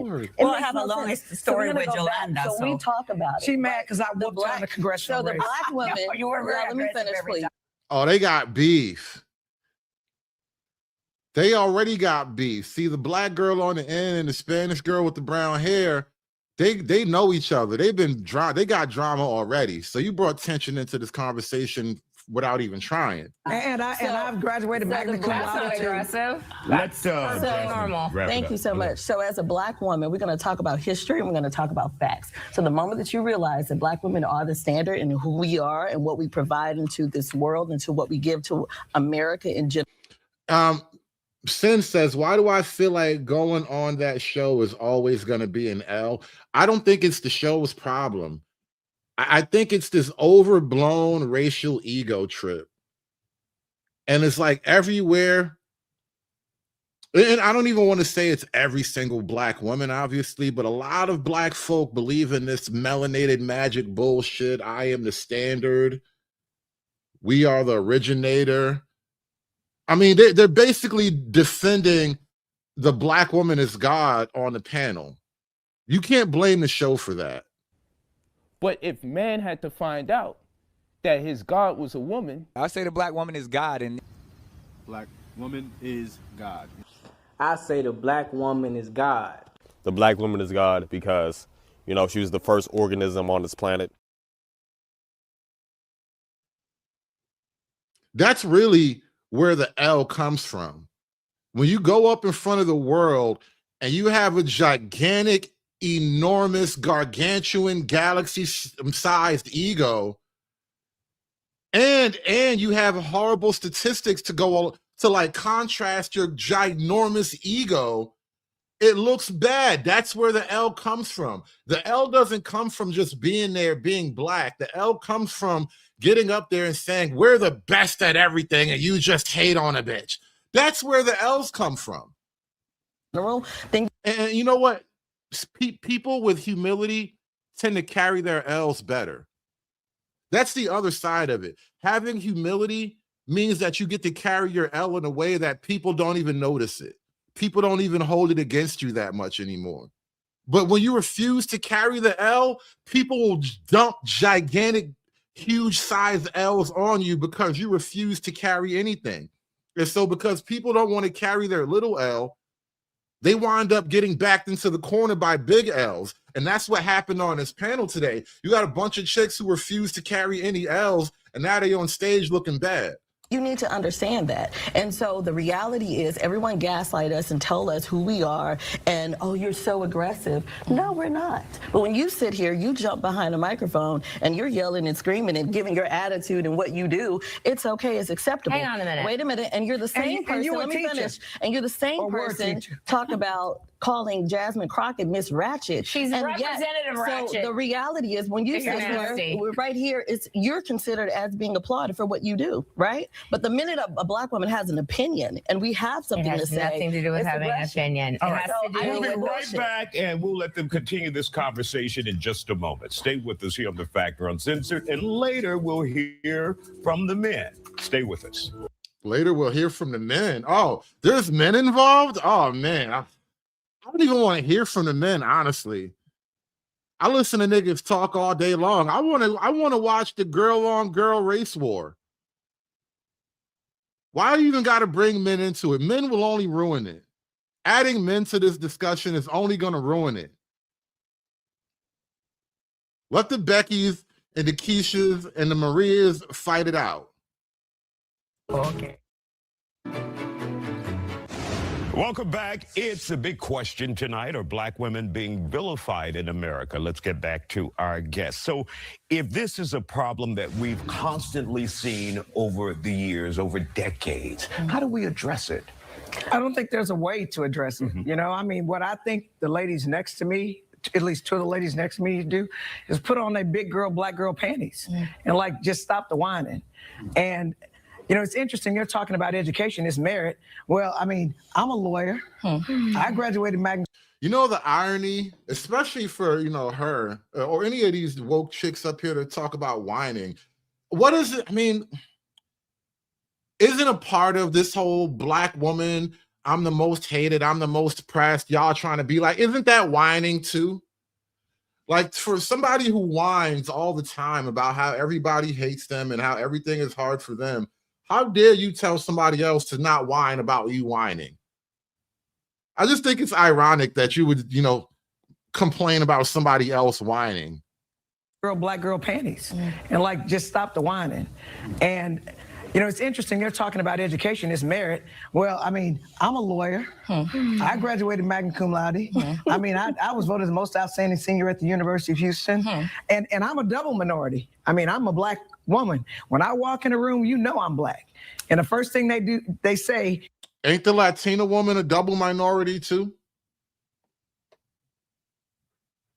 I mean, since we're minority banging, ain't the Latina woman a double minority too, right? Maria is a double minority. Maria is actually a triple minority because she's not only non-white and a woman, she's an immigrant. Since we minority banging, she actually she got more minority credentials than you. She's a non-white female immigrant. You're just a non-white female.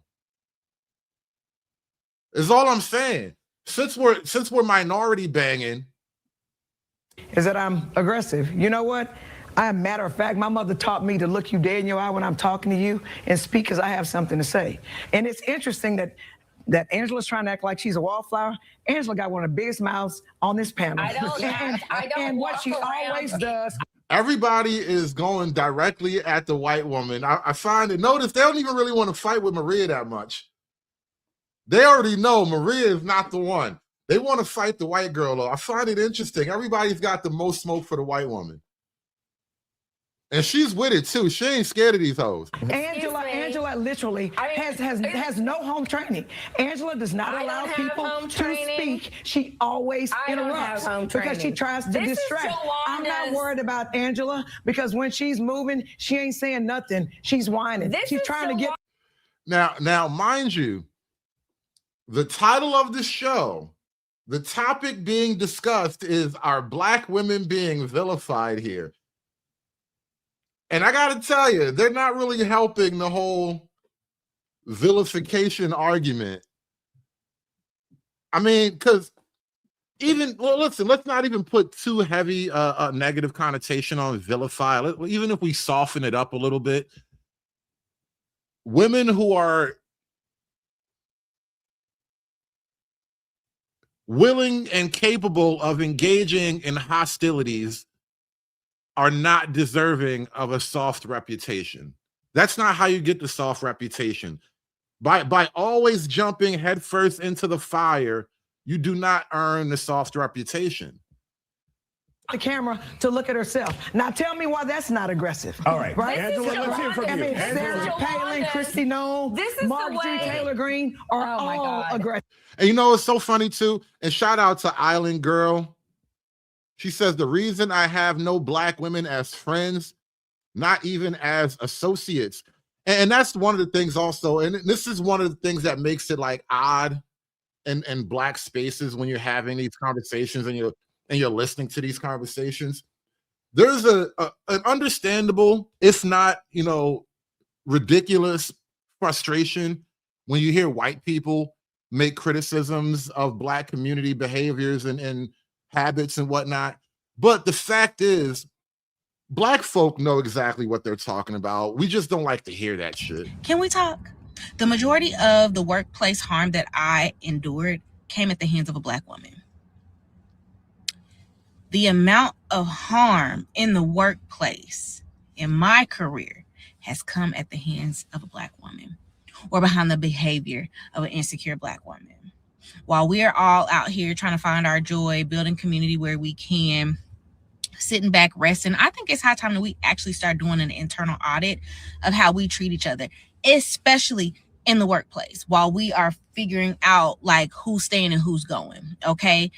A lot of the harm, a lot of the hurt that other Black women bestow on other Black women in the workplace, we have got to start calling that shit to the carpet, because it is way too many people, way too many Black women that are being forced out of the workplace, being bypassed for hiring opportunities, all the things. So while we're figuring out which way is up and where we go from here, the last thing we need to be doing is being at odds with each other. Because one thing's for certain and two things for sure: be careful how you treat people you think you don't need.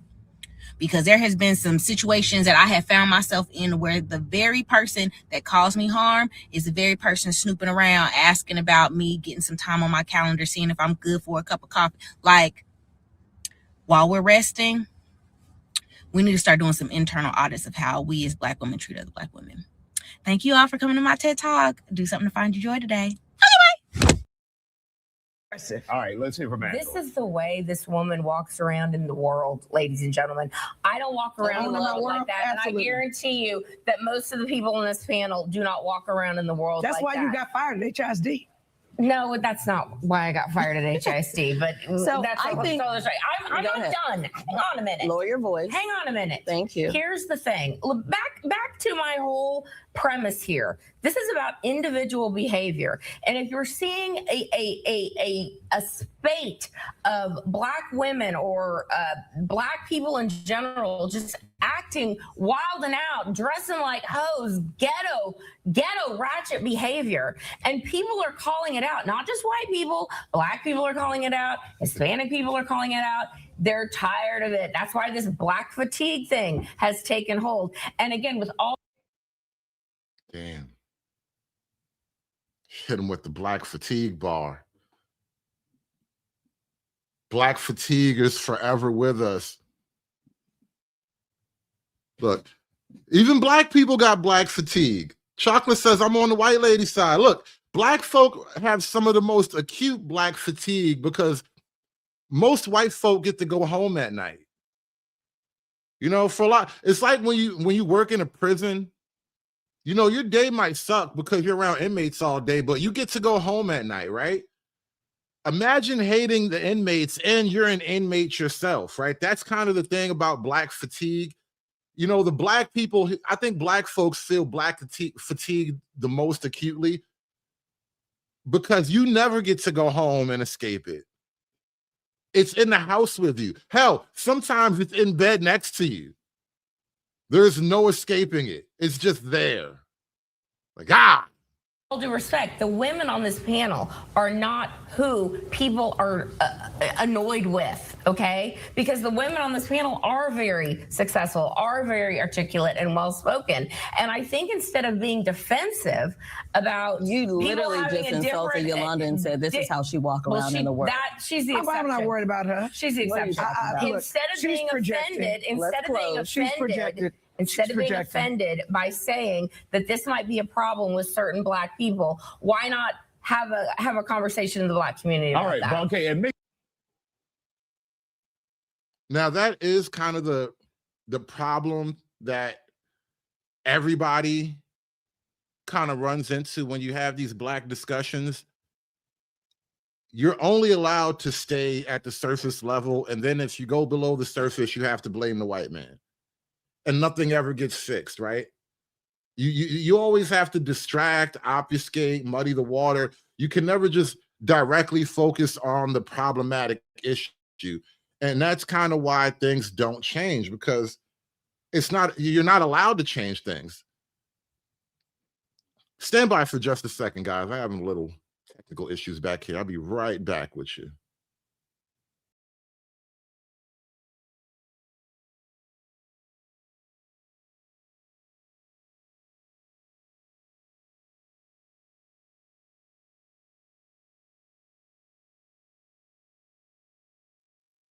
make sure we stay on topic Absolutely. here.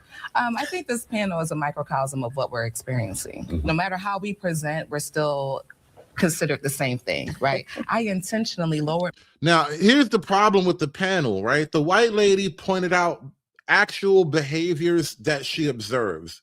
And instead of addressing the behaviors that are being discussed, you all feel attacked personally by the white woman. And so you personally go on the attack against the white woman. And that's what the Spanish lady noticed right away. It's like, damn, you just go straight forward. And so the Spanish lady started getting heat too.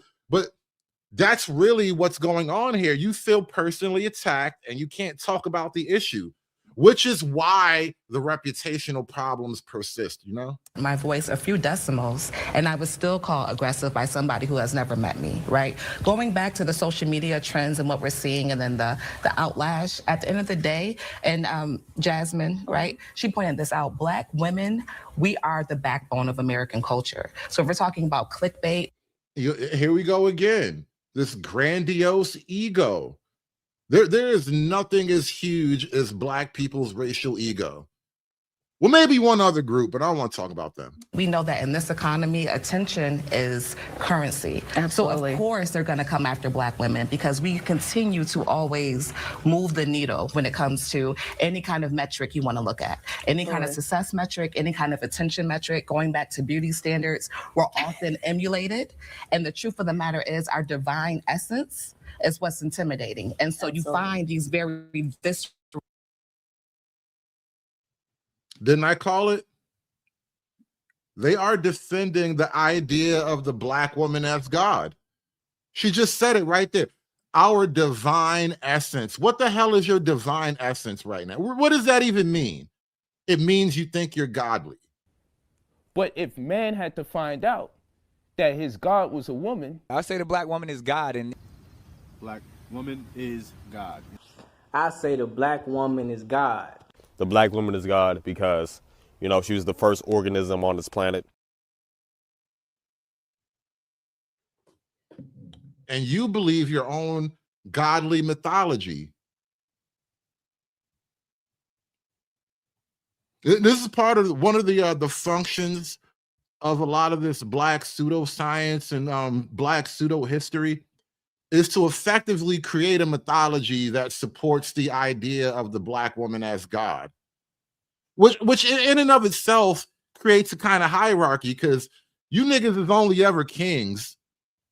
What's a king to a god? A little bitch, that's what he is. Reactions to us just existing as everybody. We're going to take a quick break here. We'll come back and let Jasmine and Carmen wrap us up. We'll be back. Stay with us.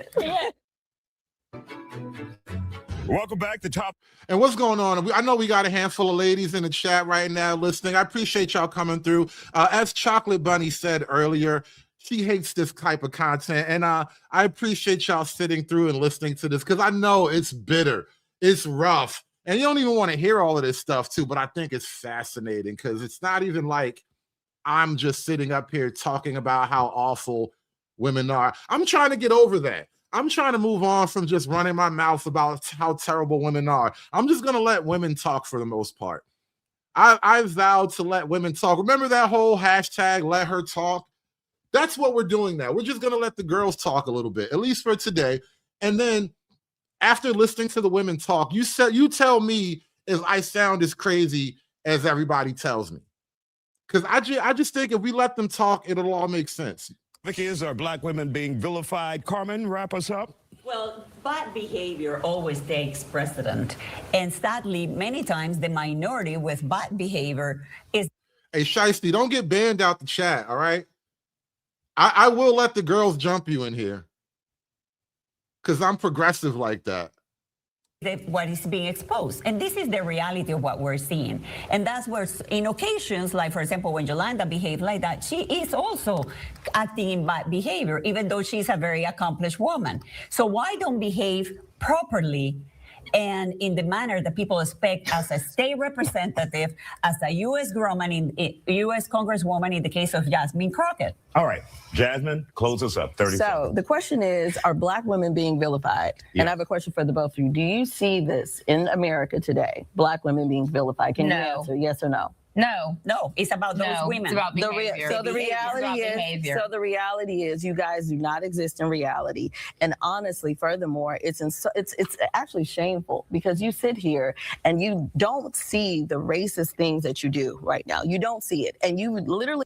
Oh man, here it goes. Here it goes. Now, she done flat out called them racist. And can the Latina woman be racist? Because they say Black people can't be racist, right? I'm going by the college educated theorem of racist, right? There's an algorithm to racism. Racism is privilege plus power. By that algorithm, by that logic, by that equation, can Latin people be racist as well? Never mind what you hear about racism in Latina culture, Latinos or whatever. I'm just asking, according to that equation, if racism is privilege plus power, can Latinos be racist in America? Yes or no?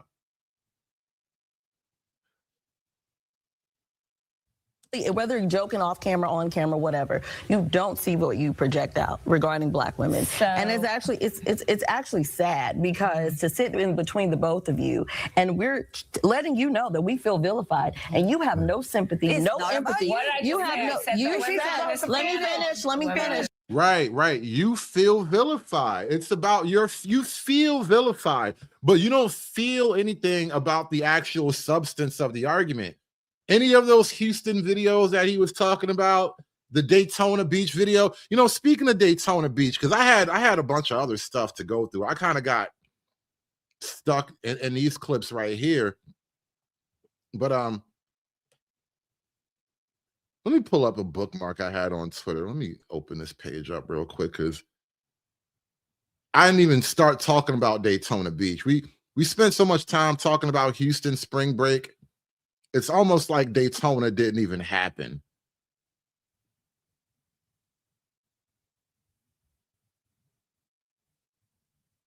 Let's jump to some Daytona Beach testimonials about the blacks.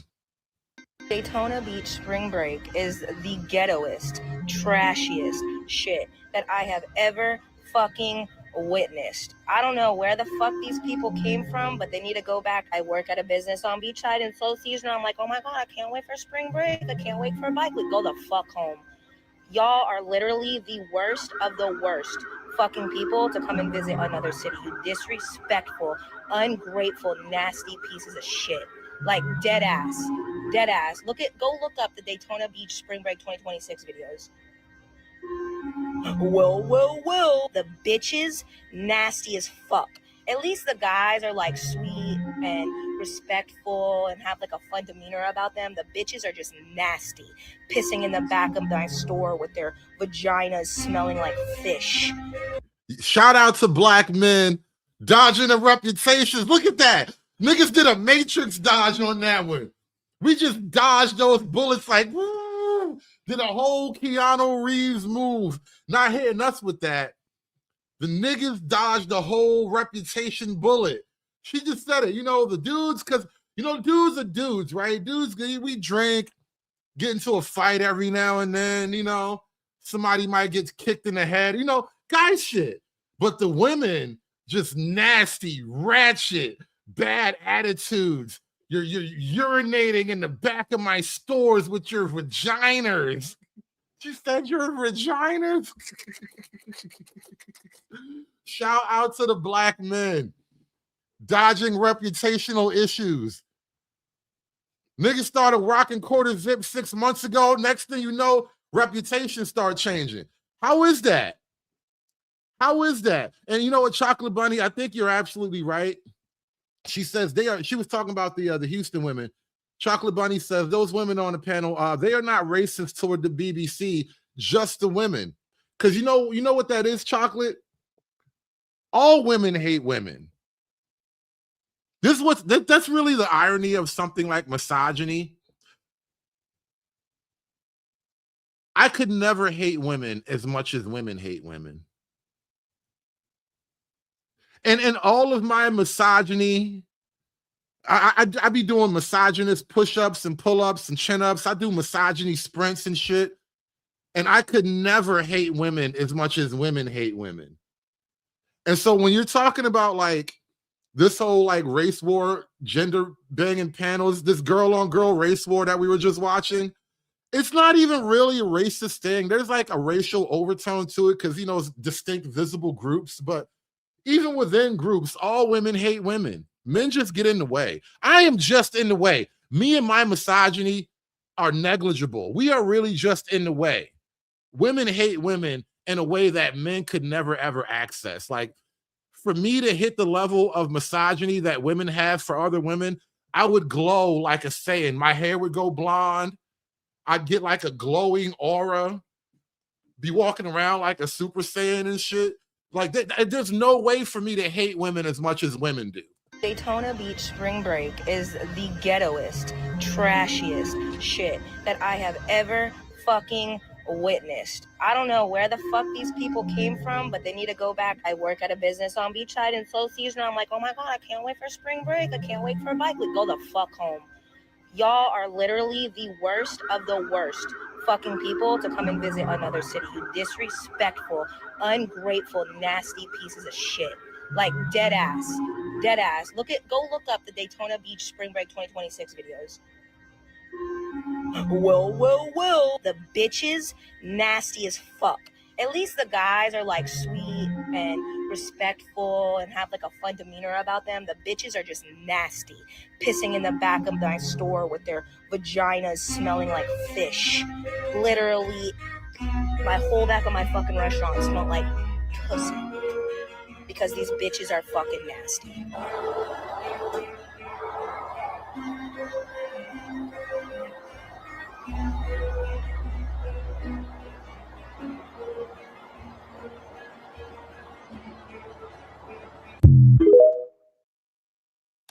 And what I'm saying is the fact that you can sit here and say that you don't see what goes on in America today means you do not recognize history and you are not within reality.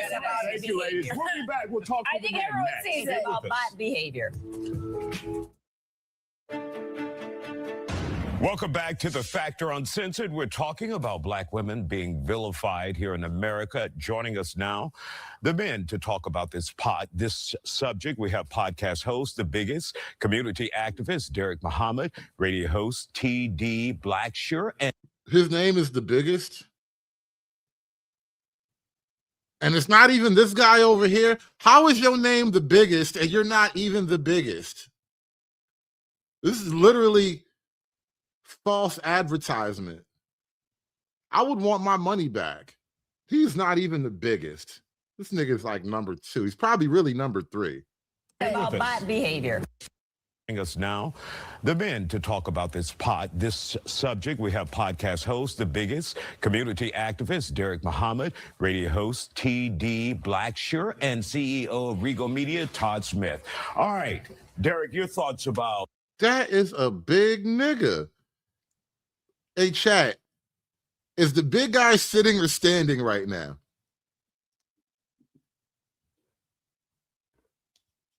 I can't really tell. Is he sitting or is he standing? Like, there's a chair behind him theoretically, but I can't tell if he's using it or not. When he's sitting down, it looked like he's standing up. What is going on here? Is this like an optical illusion? This is like this is like one of them funny things you see in the desert. This nigga is a mirage. I can't tell if he's standing up or sitting down. black women being vilified here in America? Is it a problem? Is it reality? It is a problem. It is emphatically a reality and has been so for the past 400 plus years. Black women being vilified is not anything new. I know this nigga did not just go back 400 years. Like the Houston rodeo was like 7 days ago. And this nigga just went back 400 years. All my life I had to fight ass nigga. The real question is when did it stop? I mean, think about it. A study was done that said that in media, most black women are seen in 3 categories: the sapphire, the Jezebel, or the third one is, I forget the third one. You don't even remember the third one? You don't even know what these, oh my God, you don't even know what you're talking about. I just heard, I just came across that concept the other day. Like everybody pretty much understands what a Jezebel is, but like, what does the sapphire represent? Like, I don't understand like what the sapphire black woman is, right? Is that like the 92%? People be coming up with terms and all this new lingo. I can't always keep up. But these negative stereotypes, and anytime a black woman expresses her intelligence and she defies these stereotypes, she is indeed vilified. The vilification is just the gateway to devaluation. So as long as black women are rhyming, y'all. The nigga got on a purple suit and he rhyming. I'm done. I'm over this nigga. He got on a purple suit and he rhyming, trying to defend some black women, y'all. I was about to say it's too early for this, but it's getting late. It's almost lunchtime. I'm telling you, man, this the reason why I be hating niggas, man. I'm telling you, man. It just be us. I be hating niggas, man. These stereotypes, she is indeed vilified. The vilification is just the gateway to devaluation. So as long as black women are devalued in this country, then they could lose 600,000 jobs in 1 year and nobody will bat an eye. I mean, let's look at the historical record. Black women were used as guinea pigs to perform surgery with no anesthesia. Why? Because it went on record that they had a higher tolerance for pain. So indeed, black women have been vilified in this country, still are being vilified in this country, and will continue to be vilified if nothing changes. All right. What does that have to do with modern behavior patterns and reputations? Niggas got to go 400 years to explain away why somebody mama's a hoe. Why do we have to go back 400 years to explain away why somebody mama's a hoe? This is what I mean about victim-splaining. TD, let's hear from you. Your thoughts about I don't believe that's the reality in the whole corporately. I believe that the segment or a particular people, such as a Jasmine or a Kamala, who vilifies with the potty mouth type ideology. Well, oh, look at Big Tiny. Big Tiny dropping names. He said it was Jasmine and it was Kamala out here making y'all image look crazy for the world. Shout out to Big Tiny. I can't tell if he's sitting or standing, but shout out to Big Tiny. Or a particular people, such as a Jasmine or a Kamala, who vilifies with the potty mouth type ideology, where they are speaking not as the intelligent women that we are accustomed to generally in our community, who are literally sound women who goes about their business of doing things that we have brought up through our lives. We know that they are the most sought after or the most educated part of our community, and we expect them to act as such because they are mothers, they are strong women, because a woman. Hey, and shout out to a random independent. He says, another day, another stream, talking down about black women. Same shit, different day. Now you can tell he hasn't been watching the stream because I've been kind. I have been kind. I have been letting the girls fight amongst themselves, but you know, that's what you get for being kind. Hoes mad, hoes mad, hoes mad, hoes mad, hoes mad, hoes mad. This is about targeting women of color in the United States of America. Don't tell me, because I didn't get a single apology. Time has expired. My life was threatened. Thank you. Hoes mad, hoes mad, hoes mad, hoes mad, hoes mad, hoes mad, hoes mad. I don't even think I used that button until this nigga showed up. Woman, she can be seen but not heard, and she carry more weight in her beauty and in her essence and how she presents herself as a lady in the streets. And the community abroad, the marketplace will bear witness to that fact, that she's a virtuous woman. Rosa Parks sat on the bus. She wasn't cussing and potty mouthing and howling and screaming. Rosa Parks was a plant. I'm sorry, everybody knows now. Rosa Parks was an NAACP psyop. They were trying hard to get that psyop off the ground. She wasn't even their first candidate. The whole Rosa Parks thing was it was a hustle, man. It was a psyop. Rosa Parks' husband had a new car. And the dignity and the self-respect, even in escorting her off the bus, was not that of a vilification or that of treating a woman without dignity. All right, Todd, let's hear from you. I think the difference is we have a Marjorie Taylor Greene, and she is not facing the vilification. She's honored. She was honored before she turned against Trump in the MAGA movement. So there is a difference between how black women are treated when they're have a personality. That's how I look at Jasmine Crockett. She has a great personality, but oh, look at that. Look at that. Hood conservative is inspirational, y'all. I never thought I would see the day. The hood conservative is inspirational. Since ever since, she says, I've been doing today's eyeshadow based on some feather earrings, and you're alive as inspiration. God damn it. Out here inspiring Black beauty. Look at that. Look at the great works I'm doing, y'all. Somebody had to do it.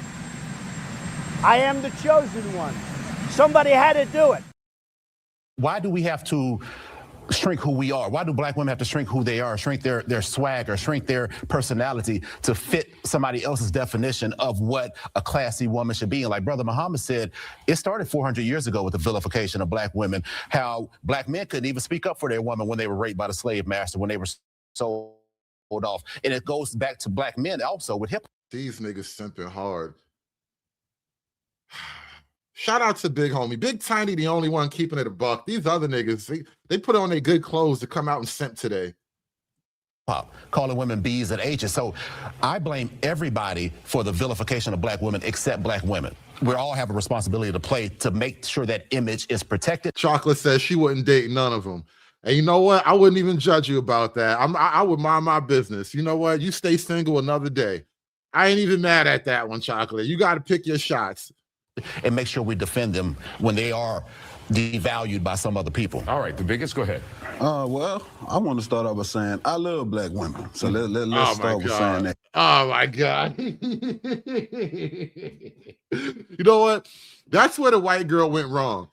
The white woman, she should have started out by saying, you know what? First off, I love Black women. The white girl should have started out by saying the Black woman is God. But if man had to find out that his God was a woman, I say the Black woman is God, and Black woman is God. I say the Black woman is God. The Black woman is God because, you know, she was the first organism on this planet.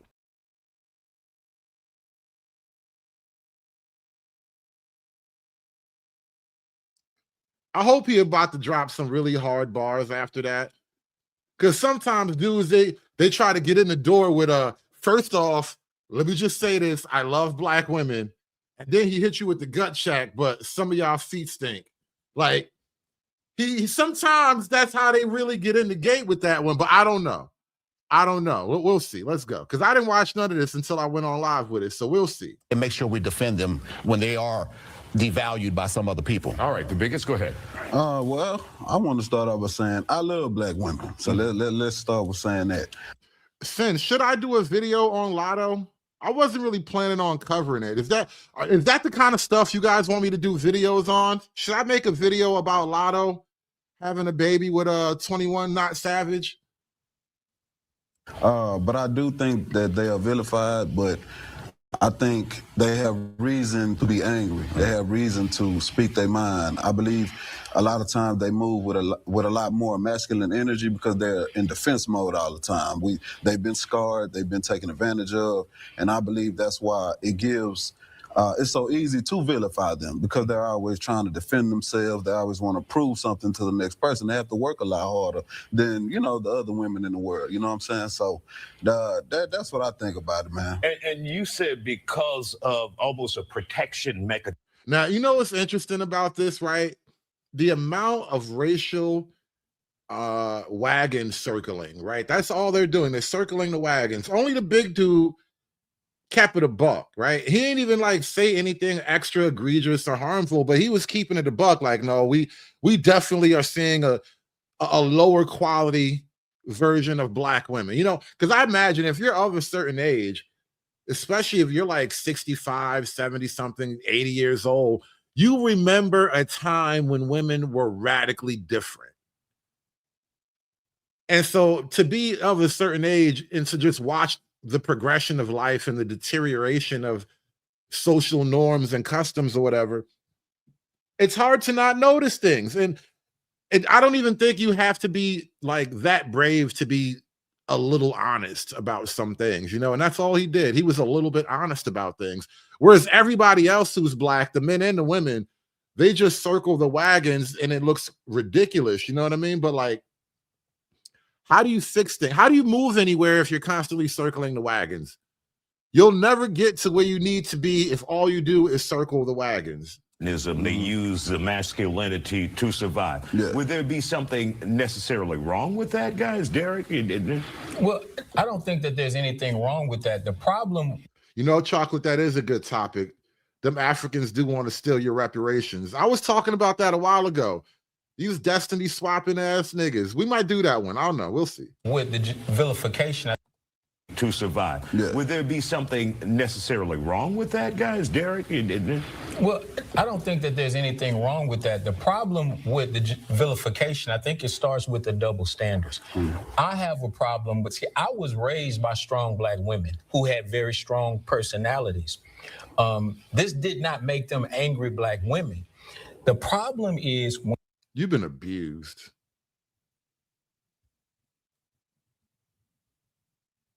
Most of these niggas be talking like they've been abused. Niggas been psychologically abused. You've been abused for your whole life. You've been abused so long, you didn't even know it was abuse. You thought she hit you because she loved you. You thought she was yelling at you because she liked you. You thought you was hungry because she wanted you to be fit and in shape. You didn't know she was just starving because y'all was broke and destitute. When you see a white woman act out of character, her behavior is not generalized and attributed to all white women. Yeah. That's bullshit. That's bullshit. You know the funny thing? This is probably the biggest irony of this whole like racial wagon circling that they're doing. The same defense that they want for themselves, they do not want to extend outside of the race. What do I mean by that? You judge white people by the racist. If you can judge white people by their racist, why can't other people judge black people by their niggas, by their ratchets? Isn't that what we're doing though? Are we not judging the group of people by their worst and most visible representation? If you're going to judge white people by their racist, why can't the white people judge you by your niggas? Niggas is probably not a great equivalent to racist. Actually, racist on one side, nigga on the other. Maybe there's a balancing of the scale. I don't know. But that's kind of the hypocrisy of the whole thing.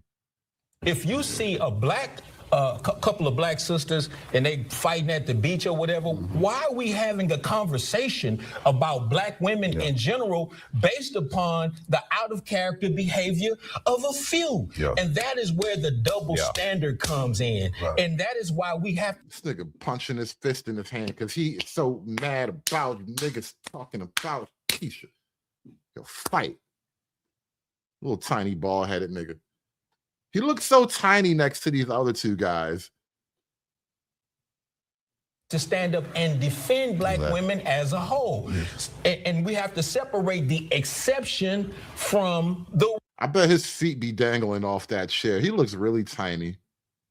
Rule. The black women that we saw on the panel that preceded ours, these were highly intelligent black women. If you follow them around throughout their day, you think they fussing and fighting and being cantankerous all day long, they would not have been able to accomplish what they've accomplished. But catch them on the day when they're tired. Catch them on the day when they feel as if. Oh, so they are like that. They were just performing for the cameras today. But you catch them with their guard down, you're going to get Keisha. That's literally what he just told us. Oh, when you catch her when she got her guard down, she's still Keisha. What the hell did you just do? You just ruined your whole defense, bro.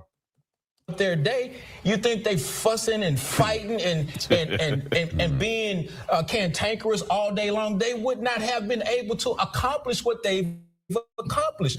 But catch them on the day when they're tired. Catch them on the day when they feel as if though they're human beings. They can't break through the glass ceiling and they have a right to be angry. All of a sudden, why are you niggas calling him evil obsidian? Y'all niggas making my stomach hurt. I can't. Y'all niggas, you guys are agitating my hernia scar right now. This nigga called him evil obsidian. Now I can't get over that shit. Oh my God. It is kind of fitting though. He does kind of remind me of obsidian if he'd have turned to the dark side. Day when they're tired. Catch them on the day when they feel as if though they're human beings. They can't break through the glass ceiling and and they have a right to be angry. All of a sudden, that moment becomes the standard for all black women. That don't make no sense. We want black women to be perfect. 10 seconds. We want black women. And he said about the masculine energy. A lot of times black women had to be masculine. They had to be the father because the slave masters stole the father away. I'm telling you, victim-splaining. Nothing but victim-splaining. Shout out to Big Tiny on the chat. I mean, on the left side of the panel. He's the only man that refused to victim-splain. Just hold the L's, bro. It's okay. If you hold the L, after a while, it's like you're not even carrying it anymore. But you have to initially embrace holding the L. Once you hold the L, it becomes weightless. That's the magic of holding the L. Eventually, it becomes weightless. But you niggas refuse to hold the L. You had to be the father because you couldn't have a father in the home and get welfare. So a lot of them, they had to be that masculine. They had to have that masculine energy. So we shouldn't blame them. We should praise them. And white women have masculine energy too. Amen. All right, there you have it. Thank you. Yes, yes. We know a lot of white women have masculine energy too. The problem is the white women that typically have masculine energy, they're just open lesbians. They're open butch lesbians. They're not trying to convince you to have sex with them. I'm just saying, it's not like it's untrue. They're a bunch of masculine white women, and they're almost always butch lesbians who don't really need men's approval. They're not even in this conversation. Last night, we asked if men are under the microscope, and tonight we're asking the same thing about women. In this case, someone on social media zeroing in on the eating habits of women, writing, quote, "As a woman, why are you eating 4+ wings? Perhaps a salad for the lady?" Our guests are back.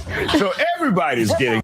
That is a hell of a line. I might run that. You know what? As a woman, why are you eating more than 4 wings? That's a drum and a flat on each wings. That's like an 8-piece hot wing. As a woman, why are you eating more than 4 wings? Oh man, these are the questions. Yo, shout out to the Isaiah Factor, man. They get to the heart of the deep philosophical issues that are weighing down the black community. Like, why the hell are you eating more than 4 wings? And I can tell each and every one of these chicks on the panel, 10 wings each. They get the 10-piece. All of them are 10-piece lovers. The one in the denim suit, she get the 15-piece because she be hungry in the middle of the night. She be waking up to snack. She get out of bed to eat a couple of wings that night. Don't judge her. On one side, the guys are getting it, and on the other side, you all are getting it. So are we paying too much attention to social media? Should we just turn it off? Or is this a problem where everyone's being judged? We definitely need to go back to real life. We need to. Social media is not real. Social media is not a real place. Like, y'all gotta stop. Like, nobody really cares about your opinion, I promise. Like, yeah, you remember when you used to be able to. Now, on the other hand, on the other panel, sorry, I was thinking on the other hand in my head, and then I was about to say panel, and it came out literally as panel. But on the other hand, on that first panel, you had a bunch of black women saying that we're being vilified, it's horrible, it needs to stop. But on this panel, you got the ratchet black women like, hey, man, I don't give a shit about your opinions. Like, we need to. Social media is not real. Social media is not a real place. Like, y'all gotta stop. Like, nobody really cares about your opinion, I promise. Like, yeah, you remember when you used to be able to log off the computer in the living room and walk out the door? That's what we need to do. We need to walk out the door. I went on a date once, and then, we went to this cute diner or whatever, and I got a shake, and I got a burger, and I got some fries. And while I was talking to him and stuff, he looked down, he said, "Damn. I ate all of it." I said, "Well, I'm not supposed to eat it." No shame. Yeah, the perhaps. See, you gotta learn the white girl eating tricks. All right, I'm gonna tell you. I think this is what white girls do before they go out on a date. They eat at home, and then by the time they're on the date, they can legitimately say, "Oh, I'm just not that hungry." This is what happens when you don't know the skills of the game. You gotta learn tricks. You can't be out on a date eating 12-piece wings and shit. He said he was probably farting in his car too. Oh, that's wicked. That's wicked. Oh man. Probably real. Probably real. You know, she had cheese on that burger. She was lactose intolerant. The salad, it's perhaps not with me. I'm gonna eat more than I drink. It's gonna be 4+ wings, huh? Yes. And he would hate to go out with me because I want an appetizer, maybe 2, depending on what's on the menu, a couple cocktails. Not this big and oh my God, her big ass. I want an appetizer, maybe 2. Listen, I order an appetizer for the whole table to munch on, and you like, no, we need 2. I need 1 for me, and then you get 1 for the whole table. Oh my God, maybe 2. Like, no bullshit. I take my kids out to eat. There's 4 of us at a table. It's me and my 3 kids, and we get 1 appetizer to munch on. Get like a table of shrimp or something like that. She like, nah, we need 2 of these because I'm hungry. Me because I want an appetizer, maybe 2, depending on what's on the menu, a couple cocktails. I mean, we're in Texas. Everything is big in Texas. Voluptuous women are beautiful. And the appetizers are big too. How you need 2 big ass appetizers? 2 big Texas-sized appetizers. Oh my God. You're a petite woman, you're beautiful, but you're not gonna monitor me either. Right. Don't you want a real eater? Like, you know what I'm saying? Am I gonna be full off of? That is not what we mean when we say a real eater. Ain't no man in the world being literal when he says a real eater. Big girls hear niggas say real eater and they get all excited and hopeful and shit. That is not what that means. 4 wings. Voluptuous women are beautiful. If you're a petite woman, you're beautiful, but you're not going to monitor me either. Right. Don't you want a real eater? Like, you know what I'm saying? Am I going to be full off of 4 wings? Then I got an attitude. Now you upset. An attitude and a headache. Ain't nothing gonna ruin your date like an overweight, hungry chick with an attitude. You might as well just turn around and go home, because now you got to feed her, and there's no guarantee the attitude will go away. She might be eating and still have the attitude with you mid-wing. Fuck, nigga. I'm telling you, there's no guarantee. You might as well just end the date right there. Because I'm hungry. Where you guys have people with a microscope, if someone comes on that date with you and they're like, okay, what's going on? What did you say to him? What you mean? When he monitored your food, you're like, damn. You Well, he said that, and he was like, I like a girl who can eat. I said, well, I was. There's a good follow-up. Yeah, but at first it was like, damn, there was a pause, and I said, well, so what's going on? But I was gonna do it anyway. So if he didn't like it, I'm gonna finish it, and I'll talk to you another time. So yeah, it wouldn't have mattered. And I'll spend $100 on myself by myself. Exactly. So it's just, I mean, I love food. I'm a foodie girl. So if you're gonna, and I'll order salad first. Look, it's in there. That's the way it goes in order. The salad first. Exactly. Salad with my meal if it came with it. It has to come with it. It's got to be a little combo. But I'm ordering the real stuff on the real menu. Like, no, absolutely not. I can eat a salad at home. What else do they like so I can do it too? We seen the girls on America Next Time. Those are some gigantic kneecaps. I know that is an odd thing to focus on, but is it just me, or are those some gigantic kneecaps? Her kneecaps look like football helmets, bro. I could draw a Bronco sign on the side of that bitch. God damn, them some big ass kneecaps. Hold up. I just realized how big those kneecaps is. Oh my God. Yeah. Big ass football helmet on her shins. What's going on there? Up here mad because niggas watching your diet. Your shit is starting to eat into the budget. Like, you order one more thing and the nigga not gonna be able to pay his rent this month. Somebody need another appetizer. This big ass kneecaps you got up here. Everybody done spent their whole 2000 up to 10, 12 being body conscious, being, not eating and doing this and that. We too old for that, and we too mature to. Dave, how long do you think it'll take to shrink them kneecaps, bro? You think it'll take only a year? I think it'll take a little bit longer to shrink kneecaps, because that's bone, my nigga. Like, that is bone. I think she legitimately big boned it, bro. Look at those kneecaps. I ain't never seen a kneecap that size outside of the NFL. That is a large bone. There's an oversized skeleton right there. And you talking about it'll take a year. Nah, bro. You're going to have to shave that down. What's that shit clavicular be using? You got to bone smash them kneecaps, bro. You got to hammer them bitches back into shape. Ain't no way that's going to take a year.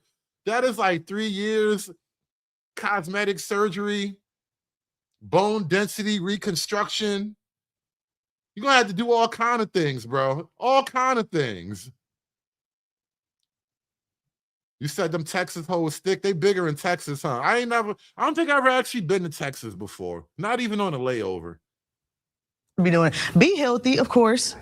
But be you. Do what you want to do. And so how do you reinforce that to the young women out there who live their lives by social media and they constantly follow it and everything that they say is a serious issue if they cross that line themselves? I'm praying.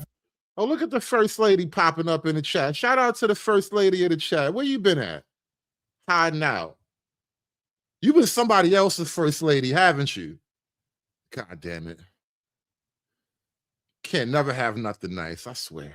Yeah. Disconnect. Trends change all the time, and you have to keep it up, keep it up, keep it up, keep it up. Don't just do Disconnect. you. Do Yes. you. Seriously. My mama always told me you got to remain a classic in the world full of trends. So just be yourself, baby. Yes. And know yourself and love yourself enough to know that, okay, that's something that you do, but I know me enough to know that I'm comfortable with me.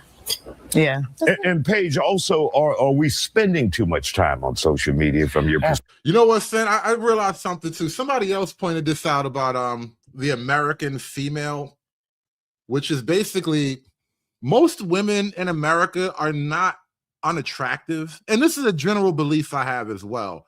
I mean, beauty is beauty. There are always going to be 9s and 10s, but that's not what I'm getting at. I think we would have a lot more 7s and 8s if America lost like 50 to 70 pounds. On average, not every individual, but on average. I think there are a lot more attractive women hiding underneath fat women. And if we could get those fat women out of the way, there would be a lot more attractive women in America. But they're literally hiding underneath fat women. And that's a problem for everybody. Perspective as well. Yes. Is it a good tool in some aspects, but also a detriment to society? Yes. I mean, two things can be right at the same time, for sure. It's definitely detrimental. And you know it's detrimental when your cell phone tells you your screen time. You know what I mean? So you just have to learn how to disconnect. I start things like when I wake up in the morning, I don't touch my phone before I pray. I don't do that either. You know what I'm saying? You're bombarded with negativity, and it sets the tone for your day if you're watching all of that. Give yourself a chance to wake up, be grateful for the next day, plan yourself out, and then you can. I like to give myself 30 minutes before I go into work or go into school to play with social media, and then I put it down. And then we can come back to it. It's hard because everybody has to be a content creator. Girl, them braids are taking your hair out. Is it just me, or are the braids pushing her hairline back? I do not like what's happening on the top of your head right now. That is a very unfortunate hairstyle. Shout out to my man Detroit XRP with the $10. He says, I'm getting scared, bruh. I might get eaten next. That's 13,250 calories that Black women ate. God damn, bro. When you count out the calories individually, it sounds like a lot more than it is. It was probably just a double cheeseburger with an extra large fries and a jumbo size Coke, and like some gravy and some hot cheese on the cheeseburgers, on the French fries. It probably wasn't even that much food. But when you say 13,250 calories, it makes it sound a lot bigger than it was. But shout out to Detroit for smashing that super chat button, y'all. Hulk! Smash!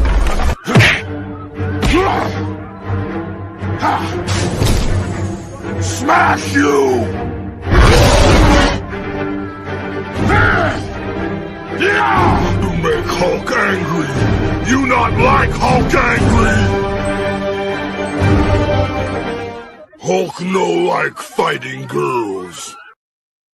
So you're looking for the new trends and you're trying to keep up because technology is hype right now. That's what it is, but it's not the real world. All right. We want to thank you guys for joining us here on The Factor. We'll see you next time.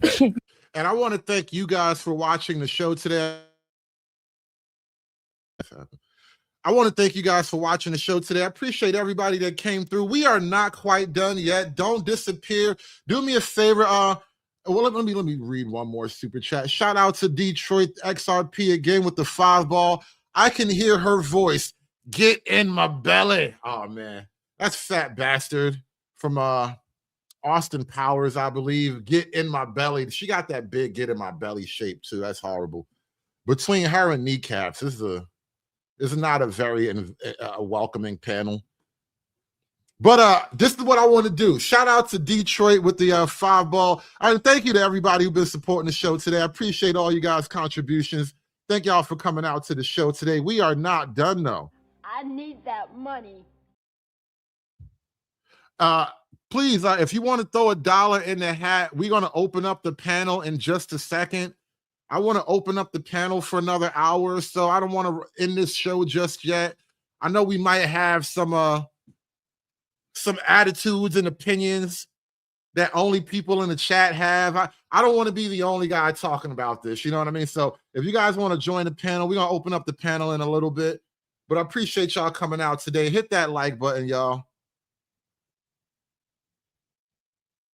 Growing up not being like this stereotype of like black girls and stuff and what people will call essentially whitewashed will always be a very interesting experience. You typically like get called different a lot because like people expect you to act like girl what like boom boom like you know but y'all do realize like being black comes in like different forms. Like we're not all the same type of, like the amount of people, especially like non-black people that I've had tell me like, oh, you sound like a white girl, especially over the phone, is outrageous. And I always get told like, oh, you. And you know what's crazy about this clip? Nobody bullies black people like other black people. And so when there are black people who try to break the mold, try to escape the stereotype, they want to lose the racial baggage that it all comes with. You know who drags them down? Other niggas. It's like Al Capone. I mean, what was The Godfather. Every time I try to get out, these niggas just keep sucking me back in. Nobody drags black folk down to the common denominator like other black people. One of the worst things you can do in Black America is try to be better. Sound like a white girl, da-da-da. You act like a white girl, whatever. But what does a white girl act like? Like, I get what y'all mean, but like, since when did they have like a culture? Or I don't know. And also another thing is a lot of black dudes will come and like try to play with you and get a response out of you because I don't know how to explain this without sounding bad. But they'll basically try to play with you to get like that stereotypical reaction that they usually get from like other black girls from you, and it'll be the boy that never comes to school. He probably has like an ankle monitor on his leg. He's fresh out of juvie and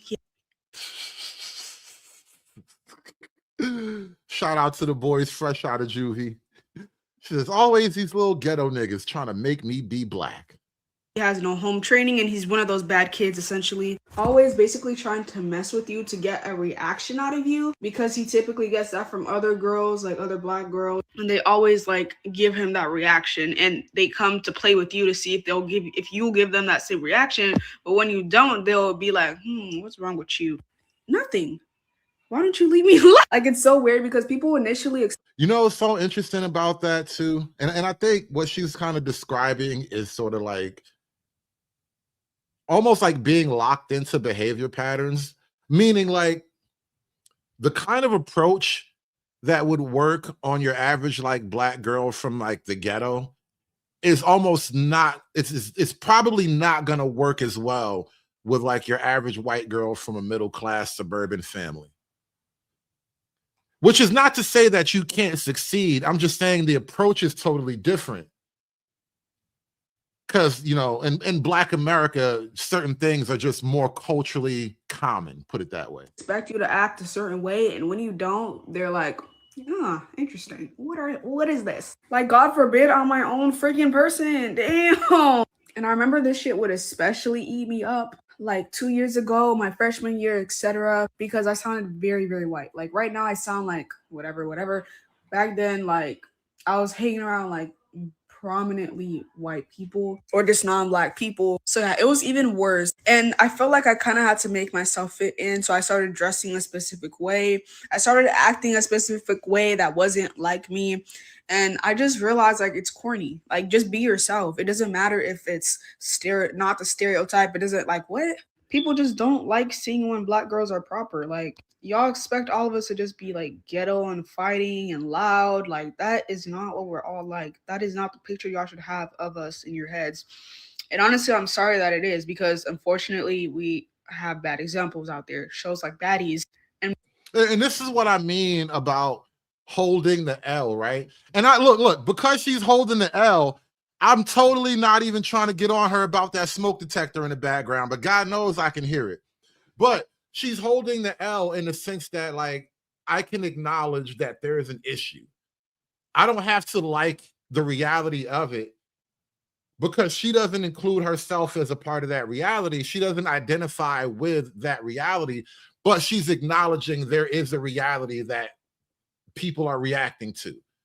And it doesn't take all that much to just hold the L a little bit. When people talk about criminality and when people talk about black male stuff going, I'm not going to be like, oh, no, not all black guys. I'm be like, yeah, that's why I'm not with them niggas.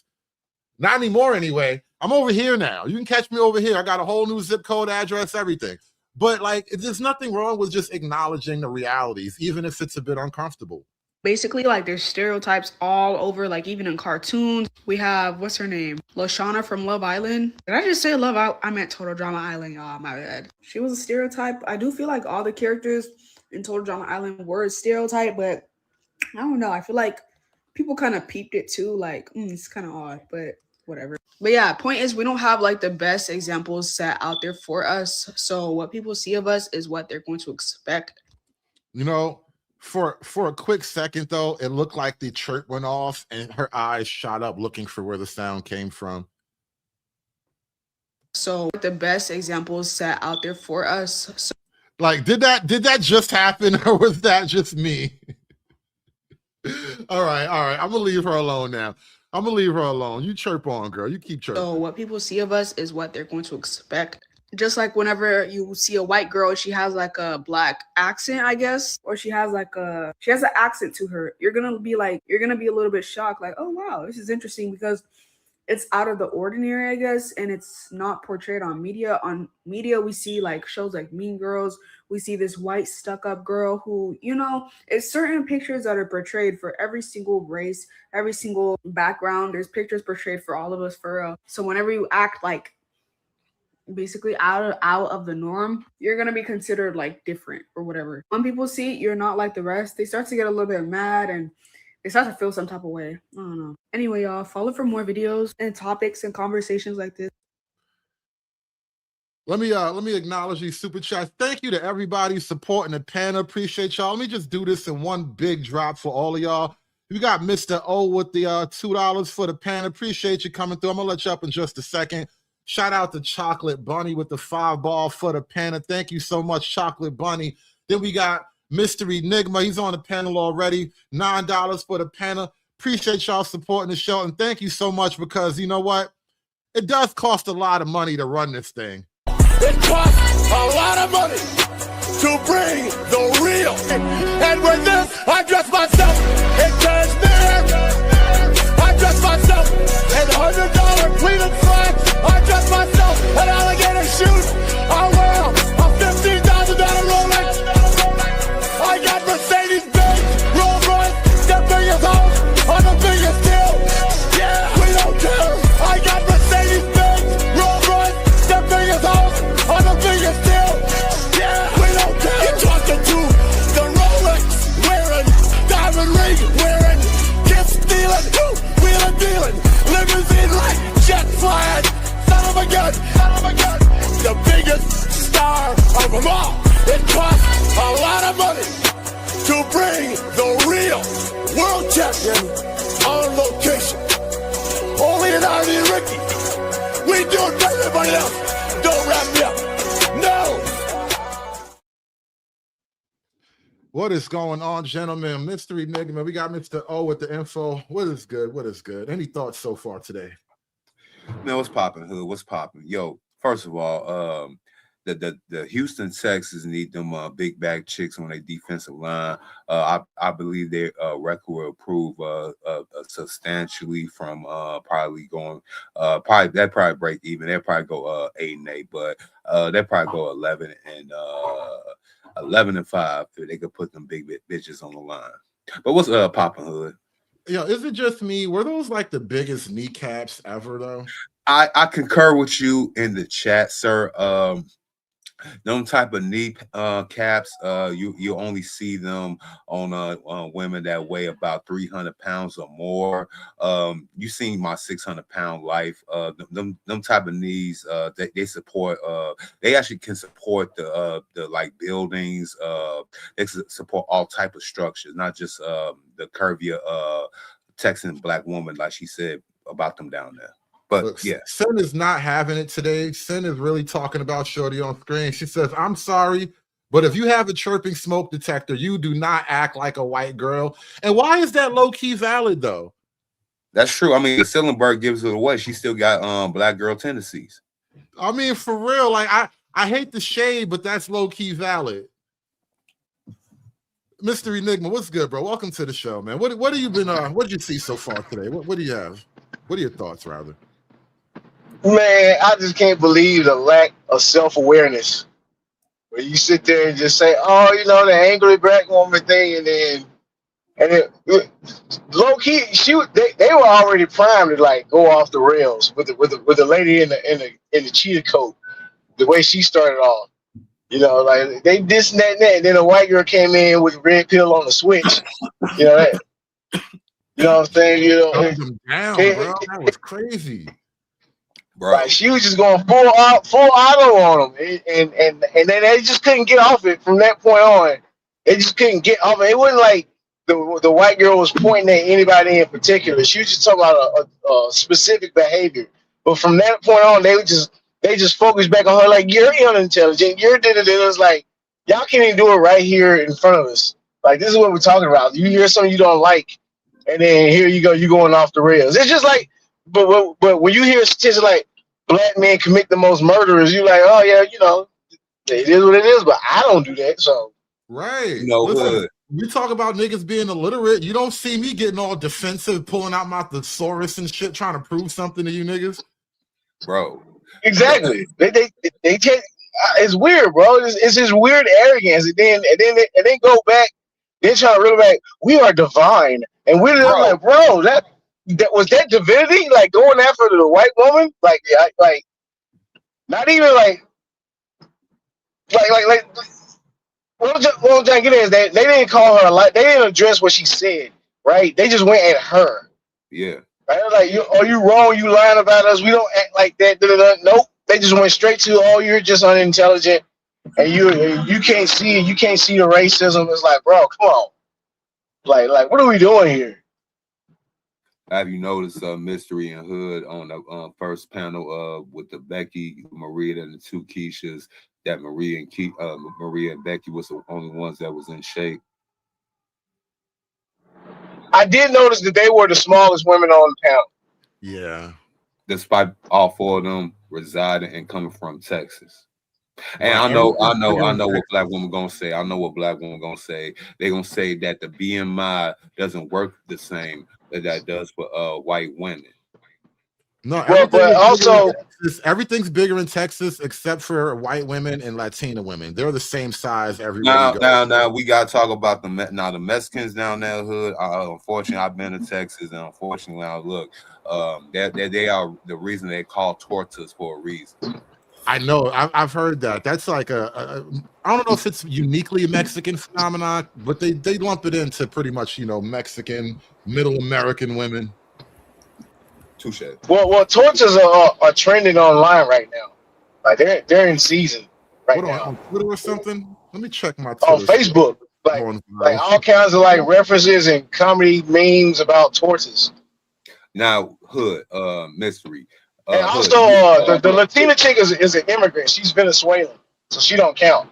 Okay. Yeah, she's low key Caucasian, but that's a whole other thing. Yeah, well, we ain't about getting thematics on this particular thing, but Hood, I want to highlight something you have brought up, which usually not you, but these pro-blackity blacks, like the big dudes on the panel, the three that dressed like they was time travel from the 1960s. We put on the Fear Factor, and for some reason they had a big bearded nigga with a teddy bear hat on, and he's talking about I love black women, but that's neither here nor there. You brought up a part about the three stereotypical what's that aesthetics of black women from the past. For some reason they want to go here and do revisionist history on them said labels. They want to be Jezebels. Let's just get that out the door. They want to be the Jezebels, and they take pride of being the sapphire. The third one that you did not bring up, I think you probably didn't think about it, or probably didn't care though, is the one they trying to do revisionist history on, the one that they trying to go ahead and trying to say this is what it really means, but it really doesn't. It's that mammy trope. That mammy trope, this is the third core stereotype showing black women as. Now, I got this off of Grok, y'all. Listen to this. This is the third core stereotype showing black women as desexualized, overweight, maternal, self-sacrificing caretakers who are loyal to white families, often more so to their own. Popularized through the figures like Aunt Jemima or characters in a film such as Gone with the Wind. Now, I'm trying to figure out why would they want to go ahead. They embrace the other two. They take pride of being the Jezebel, and they damn sure love being a sapphire. But why they want to do revisionist history on the mammy trope, though, even though majority of them are desexualized or over-sexualized, overweight. And don't they put Becky and Karen on a pedestal, low key and high key, but so subtly, even more now today? And I pass the mic right there.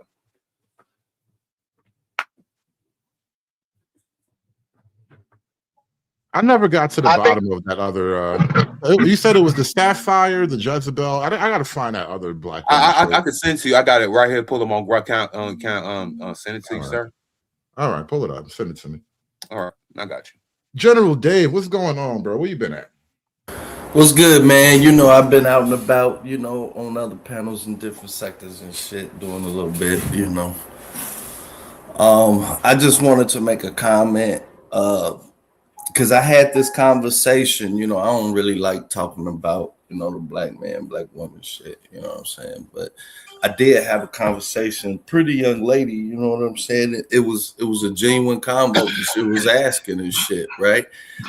And what I wanted to say is that this is the beginning, like we're in probably like year 4 of the same play that was run on the black man's character. The problem is for the women is that they joined in on the assassination of the black man's character.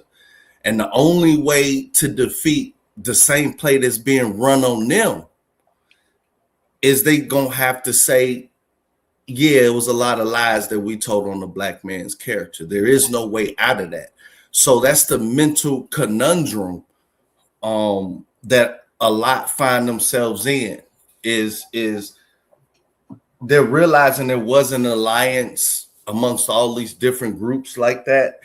And slowly, they understand that, oh my God, we're being judged by how we treat our own man. You see what I'm saying? Like you don't become attractive to other dudes outside your race unless you're revered by the man in your race. And on the flip side, this is what I wanted to end off with. On the flip side, with these simps, it's a lot of things I don't like, but I kind of stay back because a lot of these women of other races want to be revered the same way that a lot of these simps revere, they women no matter what. I think that's one of the underlying desires. So, just in conclusion, you know what I'm saying? Like, you were right. Like, honestly, 1 year in the gym, I swear to God, a lot of girls that think they have any type of problems, that should be over with. Because a lot of girls got face cards, but it's just a little bit of extra weight on the face and the body. And I ain't the one to be able to judge and point out like that. And then, just reverting for the conclusion on the thing before, I think the salvation, because they run in the same play that was run on the black man. I just think that, me personally, I'm not going to join in on the reverse side of it.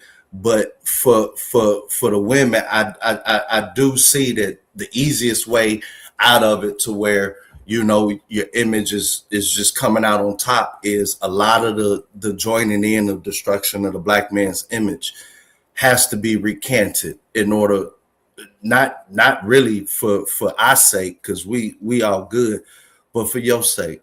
That's one of the things that, I see. That's it.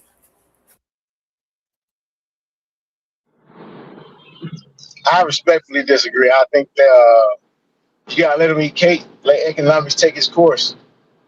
What we're going through is just a correction. DEI is going away, and now they have to be. They're exposed to the market, and cuts need to be made, and they're looking at who is the most disruptive people in the company that we need to cut off. Oh no, I was just talking about the date. I was just talking about the dating market. My bad. No, I'm still talking about the dating market too. It's the same thing. Like, you don't have these economics in place to prop you up, and we see, and you are who you are, and it's all out there. The economics will come into play. You acting the way you do. We can go onto your Instagram or your social media profiles and see how you conduct yourself. You get what you got after that point. There's no welfare in dating.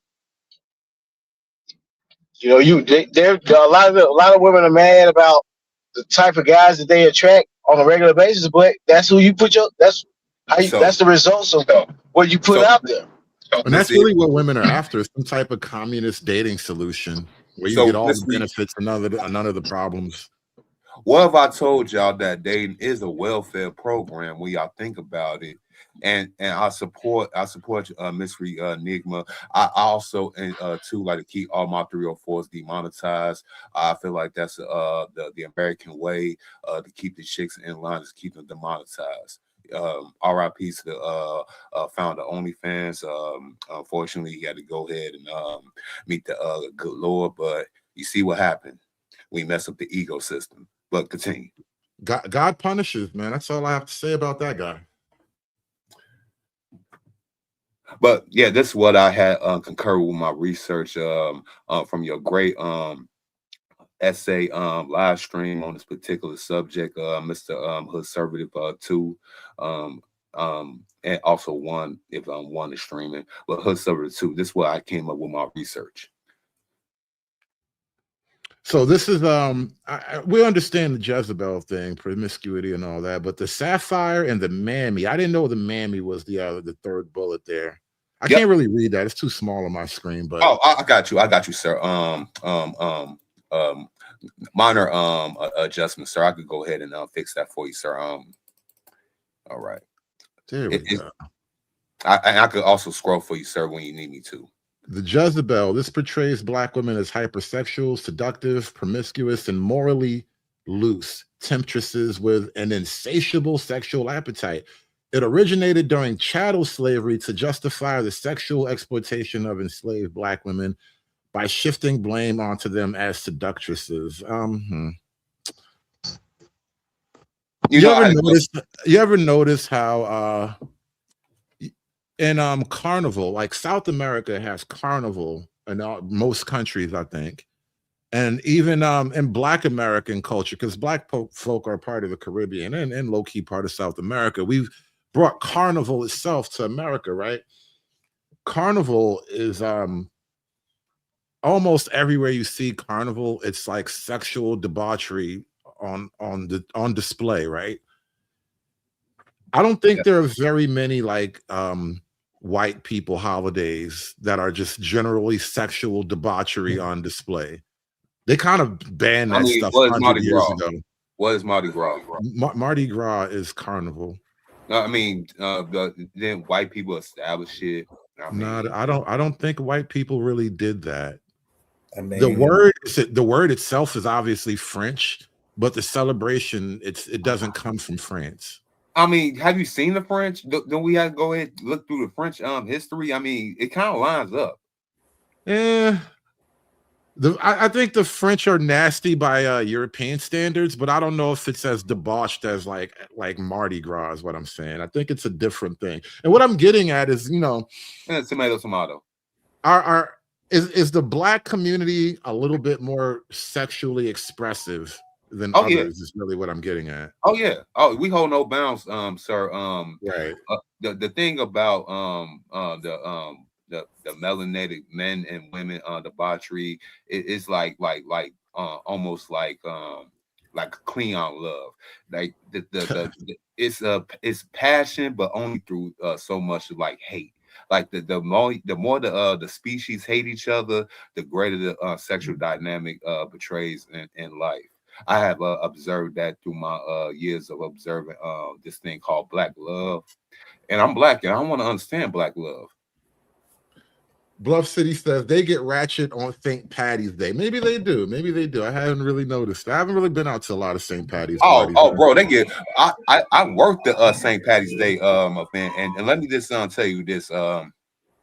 These particular group of white people, yes, we know that we have different classifications of white. The Irish version of white people, they almost like one class away from being a black person. You read my mind. I was just thinking, like, Irish are basically like Europeans call the Irish like the niggas of Europe or some shit like that.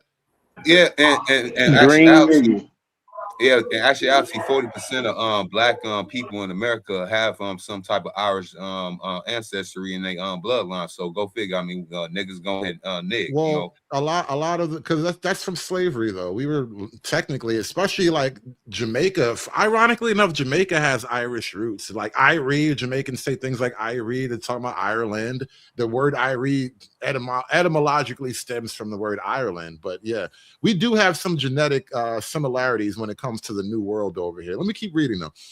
The Sapphire. This depicts black women as loud, angry, aggressive, rude, emasculating, argumentative, and overbearing, often called the angry black woman trope today. It draws its name from the character Sapphire Stevens on the Amos and Andy show, where she berates her husband. This stereotype frames black women as domineering and difficult, especially in relationships with black men.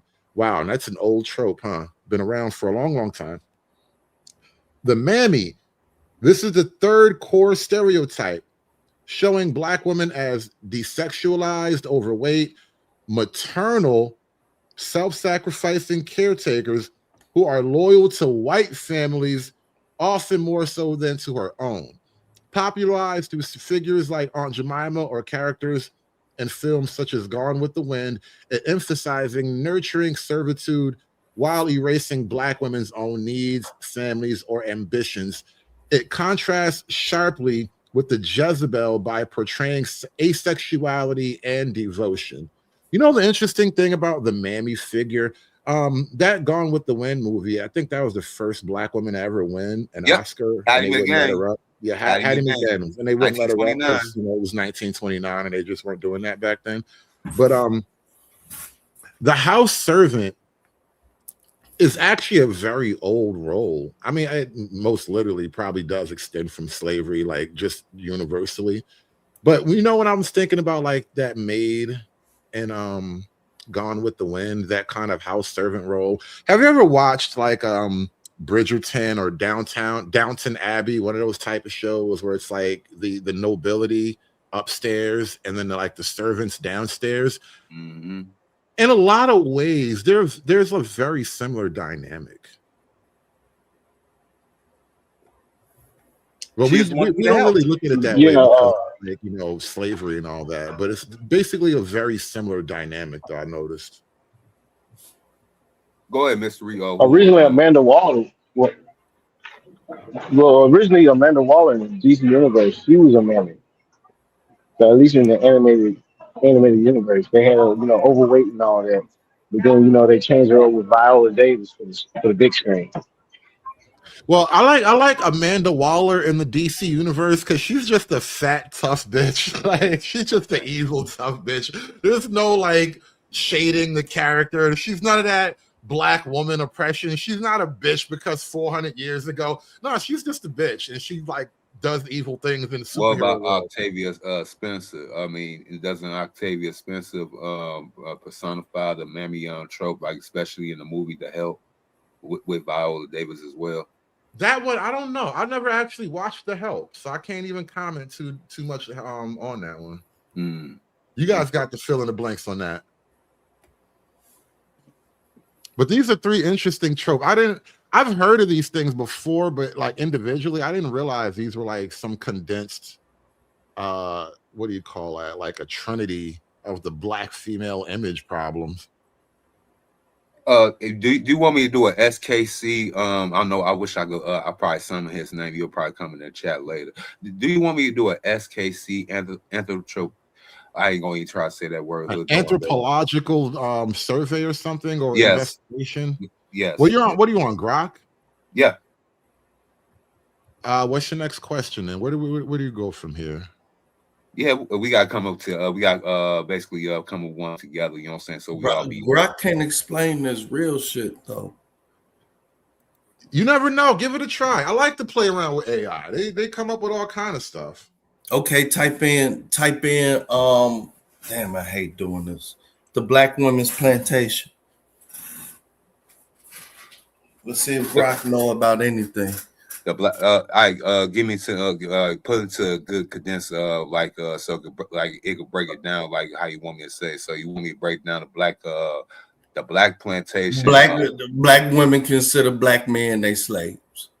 However the fuck you can phrase that. Let's see if Grok even acknowledge. Do black women consider black men as they slaves? Yes. Okay. Because that's fundamentally what we're running up against. The two plantations, slaves are escaping. That's basically what's going on. I hate to be talking about this shit. Well, you have to have a genuine definition of slaves. You can't be like five as a slave. Premise to AI. Well, every little thing matters when you're asking AI questions, and like right away, even slave, I think it might be too heavy of a word. I would have probably used like property or something like that. Yeah, use property. Same idea, but like I said, every word matters because AI is dog. Use dog. Nah, that's just too colorful. Nah, I'm giving you the accurate shit. Well, right away it says no, but it gives a lot of text explanation. Yeah, that's to victim explain basically. There is no credible evidence or scholarly consensus that black women collectively or inherently consider black men as their slaves. This notion is supported by ethnographic research, blah, blah, blah, blah. Scroll down to historical and anthropological. Let me see what this next line is. Right, because AI is going to look at it literally by the definition of the word. Okay, change Let it. me try this. Hold on, Mr. O. Let's try this question. Let me help this out because I don't think this is getting to where Dave wants to go. Do black women feel a sense of ownership over their black men romantically and or politically?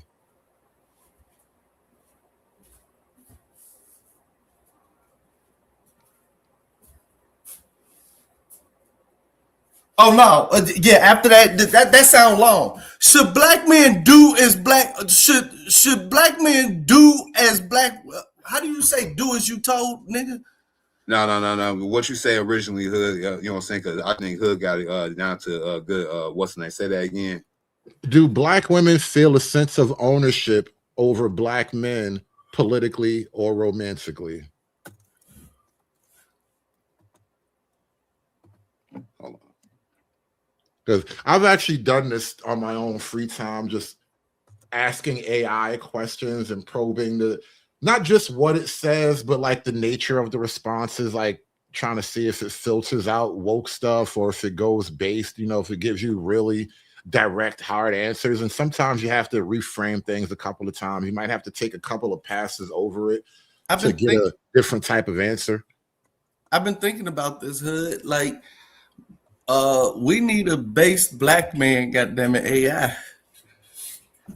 You need a black guy to make it. One of these tech bros, man. All right, I'm gonna start this LLM, boy. No. Don't write based. I don't know what that means. Just from a political. He said from a base.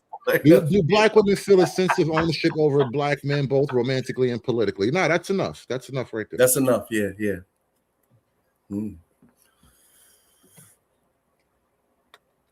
I was gonna put non-biased. That's the reason why. Oh my God. We can't trust Grab. We Non-biased. really can't trust Grab. You gotta put in non-biased, bro. That's the reason why. You have to do little things like that sometimes. It does. That's a lot of text, though.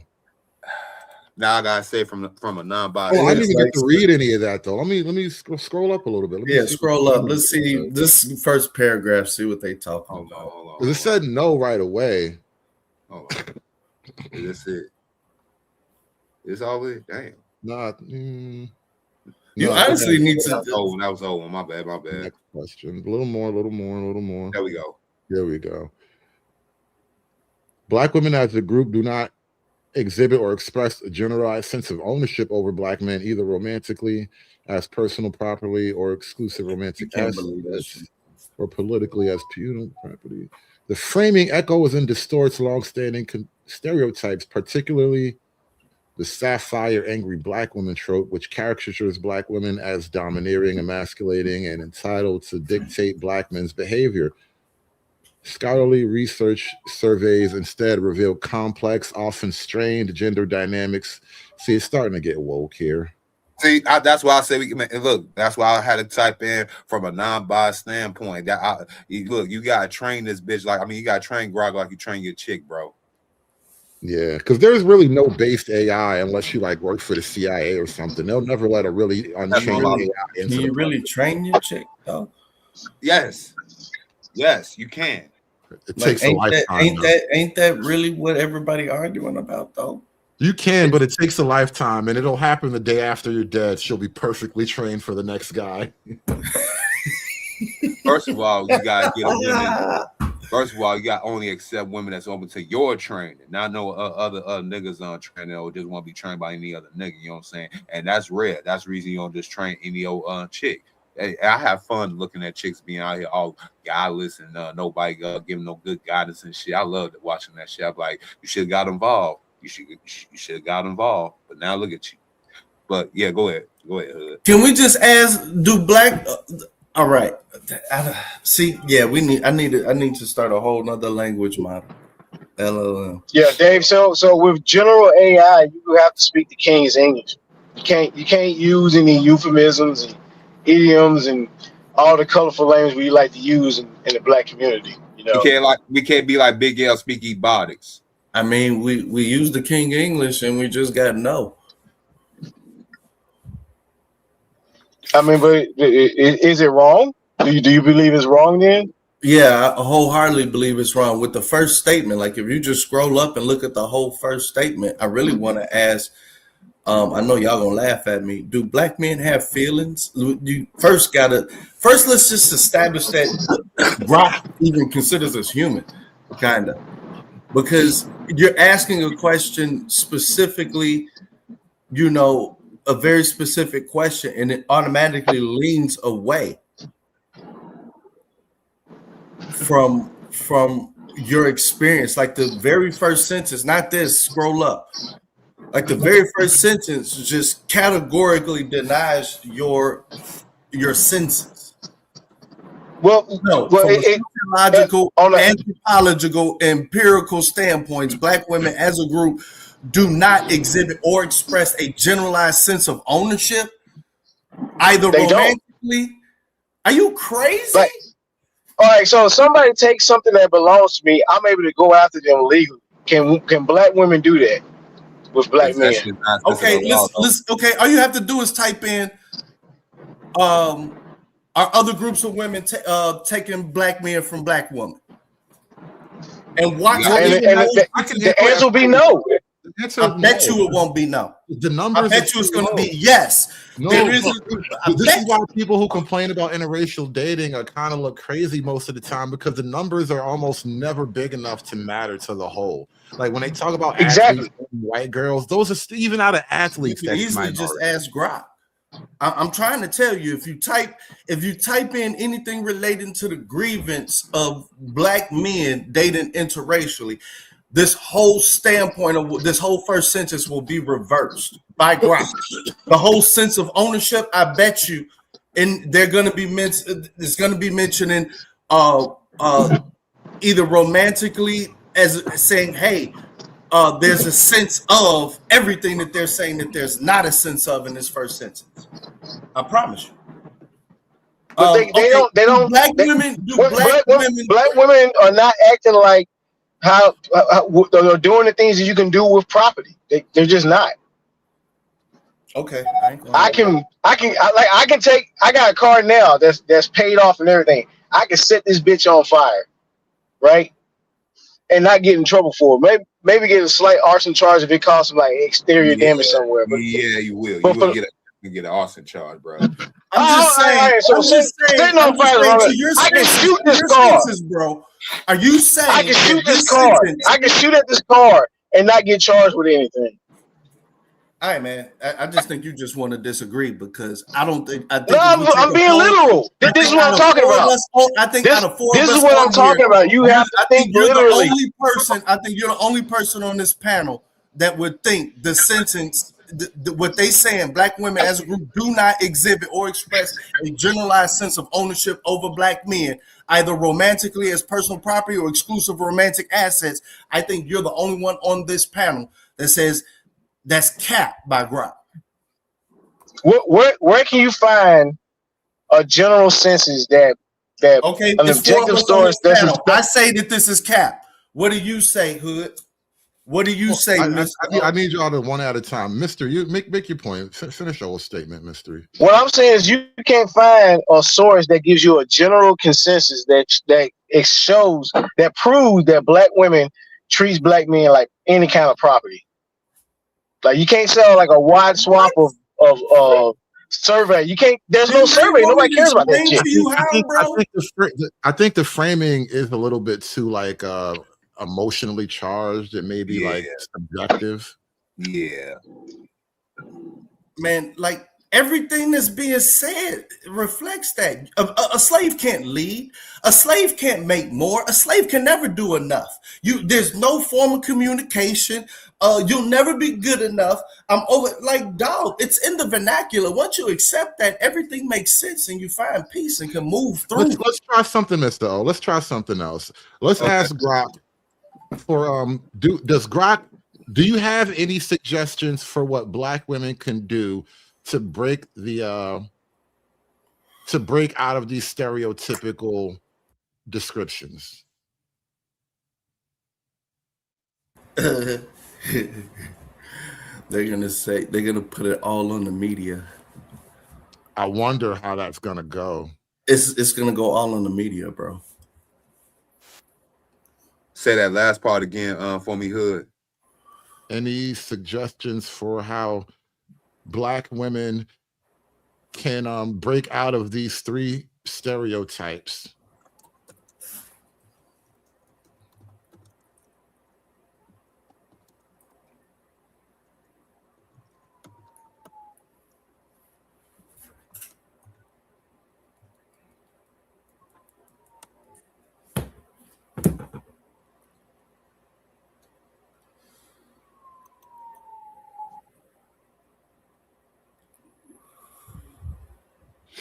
Yeah, I'm running on expert now. I'm trying to see if it ain't gonna give me none of that woke shit. It might get even woker. All the experts are woke. God dang it. God. Real talk. I mean, I don't know. That's been my experience. The experts it's fighting the media. They're not gonna say none of that shit. It's fighting the media, let's propaganda. go on to the top. We're giving solutions here because we're solution based over here. Hey, there's no solutions, only trade-offs. I know, right? We live by Thomas Sowell over here. So I don't even like getting into this. Black women like anyone facing I don't even care about this. Go to the bullet points. Let me see. Number 1, educate yourself and develop an oppositional gaze. Study the origins and impacts of stereotypes. Oh, stop. I told you, media.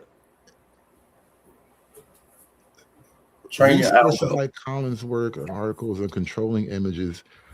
What does that mean by develop an oppositional gaze? Critical. That means train your algo. When shit pops up on your algo, they're literally telling Black women to be more woke. Yeah, you got to decide what type of media you consume. Like when you cut on your YouTube, you gotta be deleting at least 4-5 suggestions every rip. Literally a concept from scholars like bell hooks. You're making them more woke. God, what's the next one? Let's go scroll down a little bit more. Action step: read Black feminist text, watch counter narratives. So, in order to lose the Black feminist reputation and stereotype, you have to read more Black feminism. Damn, AI's the op. It's dirty back in us Black men, you dirty bitch. Yo, AI is gonna cook Black women so bad. Oh my God.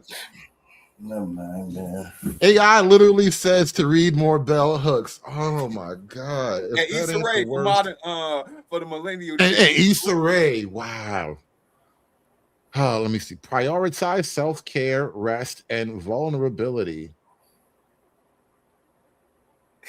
Reject the expectation of endless self-sacrifice, meaning be more selfish. Normalize saying no to excessive emotional labor, overwork, or caretaking.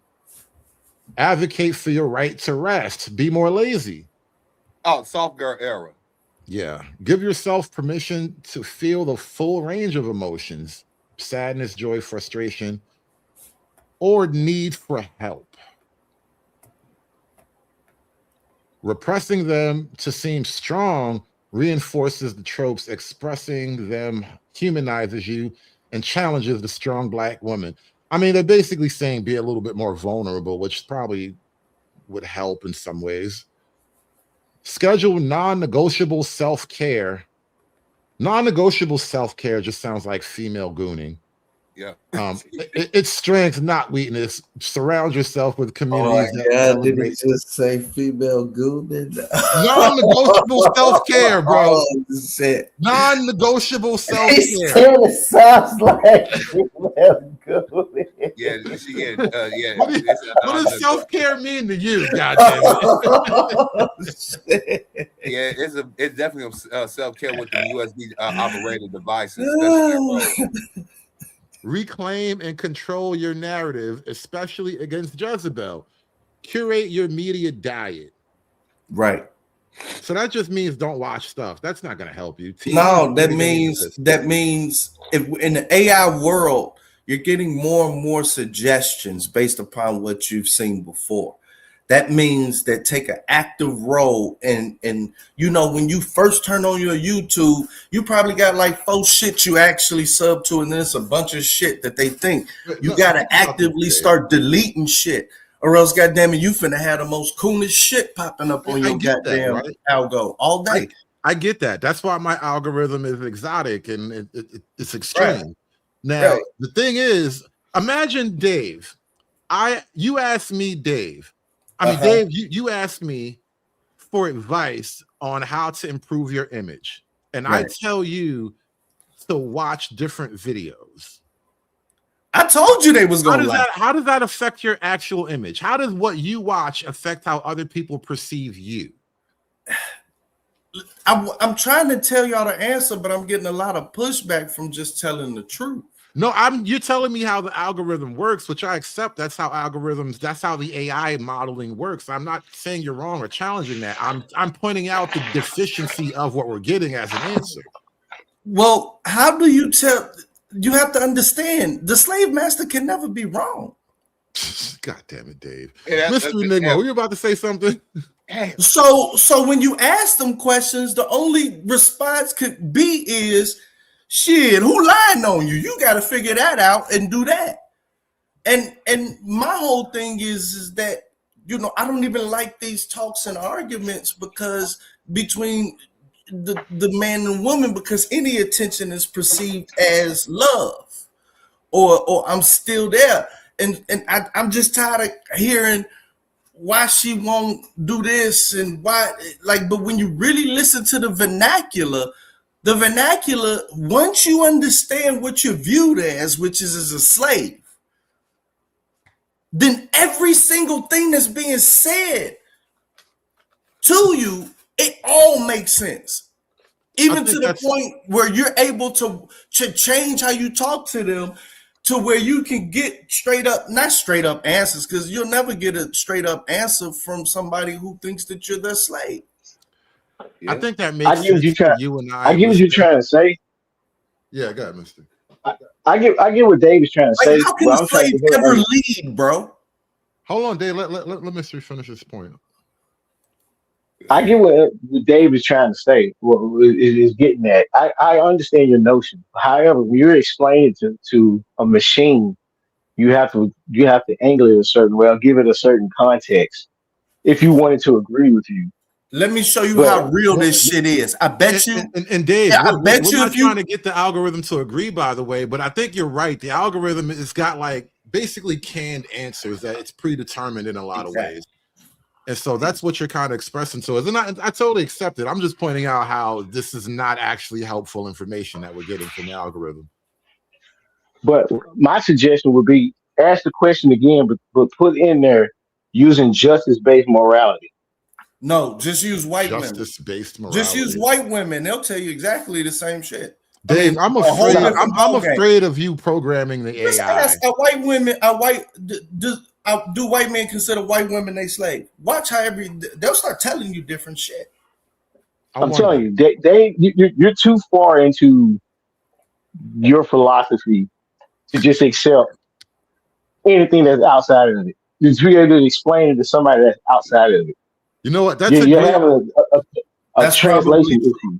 That is a great point for me to segue into the super chat. In other words, double down on the BS. Shout out to St. Nick's with the $2. Yep. That is what people do more often than not. They double down on the BS and then they push forward like nothing ever happened. Give a nigga a break. Give a nigga a break. How much more can I take? Give a nigga a break. Shout out to St. Nick's with the $2. Appreciate y'all supporting the show. We're gonna wrap this up in a few more minutes here. But Dave, any other thoughts you want to explore on this Chat GPT thing? Because I realize now AI is just gonna cook Black women. It's gonna cook everybody, really. I think the point of AI is to kill us all slowly. No, I don't have anything else to say. I've expressed. Yeah, because I agree with your criticism of it all. Like I do think you're absolutely right that in the grand scheme of things, AI it's not an original thinker. No. So it's not going to give you anything outside of the predetermined parameters of ideas and answers that it can operate within. Right. Yeah. Which once you know that, it makes it a little less fun, but then it also makes it more challenging to kind of get to something useful. So you have to really craft your inputs. I think that maybe I'm leaning towards we need a large language model. How large? You know what I mean? Isn't that what AI is by nature? It's just a large language model. It's really just machine learning, bro, and it's just scraping all of what everybody has written on what they want to. So do you really think they're going to be scraping Black men's opinions on everything and giving it weight? you know, you could try from a black man, like phrasing whatever question that you want to have. You can start it with saying from a black man's perspective, comma, and then whatever question you're asking, such that it's searching for that.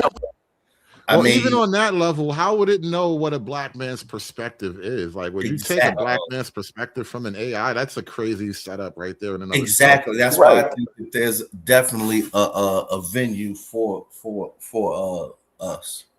Before we get out of here, let me review this Tommy Sotomayor clip. Him and Ayana apparently had some words the other day. Let's see. But we are playing both roles. Ayana Van Zandt is telling Tommy that women are playing mother and father, and Tommy's saying that men understand that we can't be a mom. But we are playing both roles.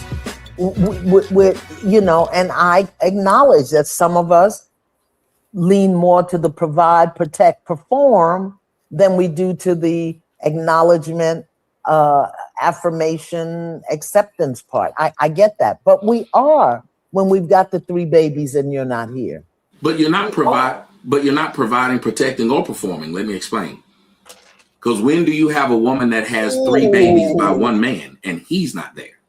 No. Oh, you want me to get my phone? Yes, I'm telling you. The majority of these women, even the statistics show, that when they have multiple children, it's by multiple men.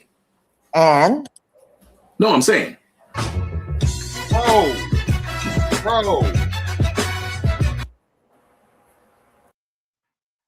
Nah,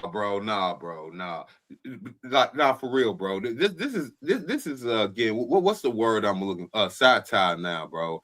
This is getting like, man. This had to be staged now, man. You got the queen of the boomer feminist turned old mommy dearest in her later years, Ayana Van Zandt.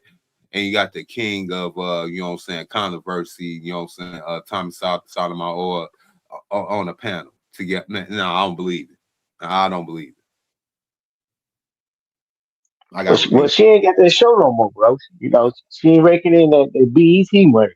That Oprah well, what she's saying makes perfect sense when viewed through a lens that she's viewing black men as a slave. So therefore, the black man can't take a father role. How can a slave be a father? Because he got to learn how to stand in it with a black woman. That's her words, not mine. How do you stand in it? Right.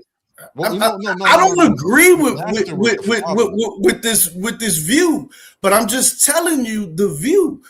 The reason, like from the lens, what she's saying is there is absolutely no way a slave can be the father. I have to, since I'm the slave master, I got to do both. I would quibble. I could quibble about your usage of the word slavery. I'm not. I generally exactly. I generally agree with the sentiment, though. Like the word slavery is a bit overblown in this context, but the sentiment of ownership and control is definitely like on point, I think.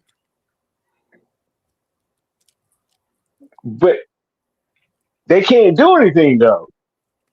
Like you step out of pocket. What penalties can they enforce upon you? This is why I said, like, technically in Dave's paradigm, the white man is the father of all the children. Exact. Now you're understanding, Hood.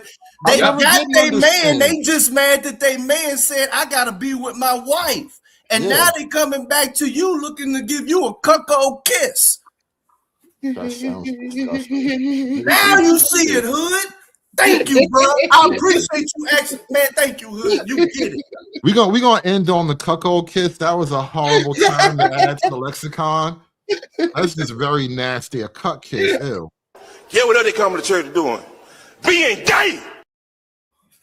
This is another shout out to Trey, man. You know, white supremacists of color. Like, give me a pillowcase, bro. This is crazy. Man, I keep telling you, I'm not with these niggas. Niggas ain't shit. Look, we're gonna wrap this up with a hot one. What's up, Dave? That's how you filter, because the vernacular is so strong. Once you understand what it's rooted in, you'll immediately know like, oh, okay, this girl don't view it this way, this girl do, because the view, like even in subtle conversations, the vernacular is still there. So I'm not trying to, you know, make you change your mind or anything. I'm just saying try it out for 2 days and see if your life is way more peaceful and avoiding the Terminator. I think we were already in agreement. We're you know, tripping over language and whatnot, but we are pretty much in deep agreement about the substance of it. Hold on. He just tripped on himself right there. So What? they're the slave master, but you also suggest avoiding the Terminator. Slaves can't avoid the Terminator. Nope. What are you talking about, bro? Beat you up down. Look, the big issue going on right now is that the slaves are escaping on both the plantations. The white women running and the black men running. Wait. Now you run. See, this is where we start to kick you out the whip. I don't think the white women and black men have similar problems at all. I didn't say that. I just said there were 2 plantations. White women are not running. Let's just stick with this one plantation. White women are their own. I can't bring up the second one because it's too complex at this point. We might have to fight this fight on another stream, though. Right. But yeah, I'm gonna wrap this one up because we're over the 3-hour mark. I try to keep these shows tight. I don't want to be running 8-hour shows anymore. But appreciate y'all coming out today. This has actually been a long, fun show. A lot of people came through today. Appreciate y'all, everybody who supported the show. Like, share, and subscribe. Thank you to the new members. Shout out to everybody in the audience. Shout out to the panelists. Appreciate y'all coming up every time. You know, I really can't do this part without y'all. I don't want to have to talk all by myself for 5 hours of just me monologuing. It's a big job. It's a lot. I appreciate y'all holding up, chewing up the airtime with me. That being said, though, we got to put this one in the can. I will be back tomorrow with another show. And you guys have fun. All right. Okay. Aspiring to be patriarchs like what white men have, that isn't freedom. That isn't going to help anybody. It's certainly not going to help black people. It's done.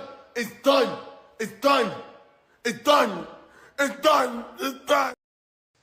There's no fixing this. This can't be fixed. Right? This can't be fixed. You just have to escape. So that's what I did. I went to a neighborhood where, you know, I have a very low black population. These angry, mad, opportunistic, lying,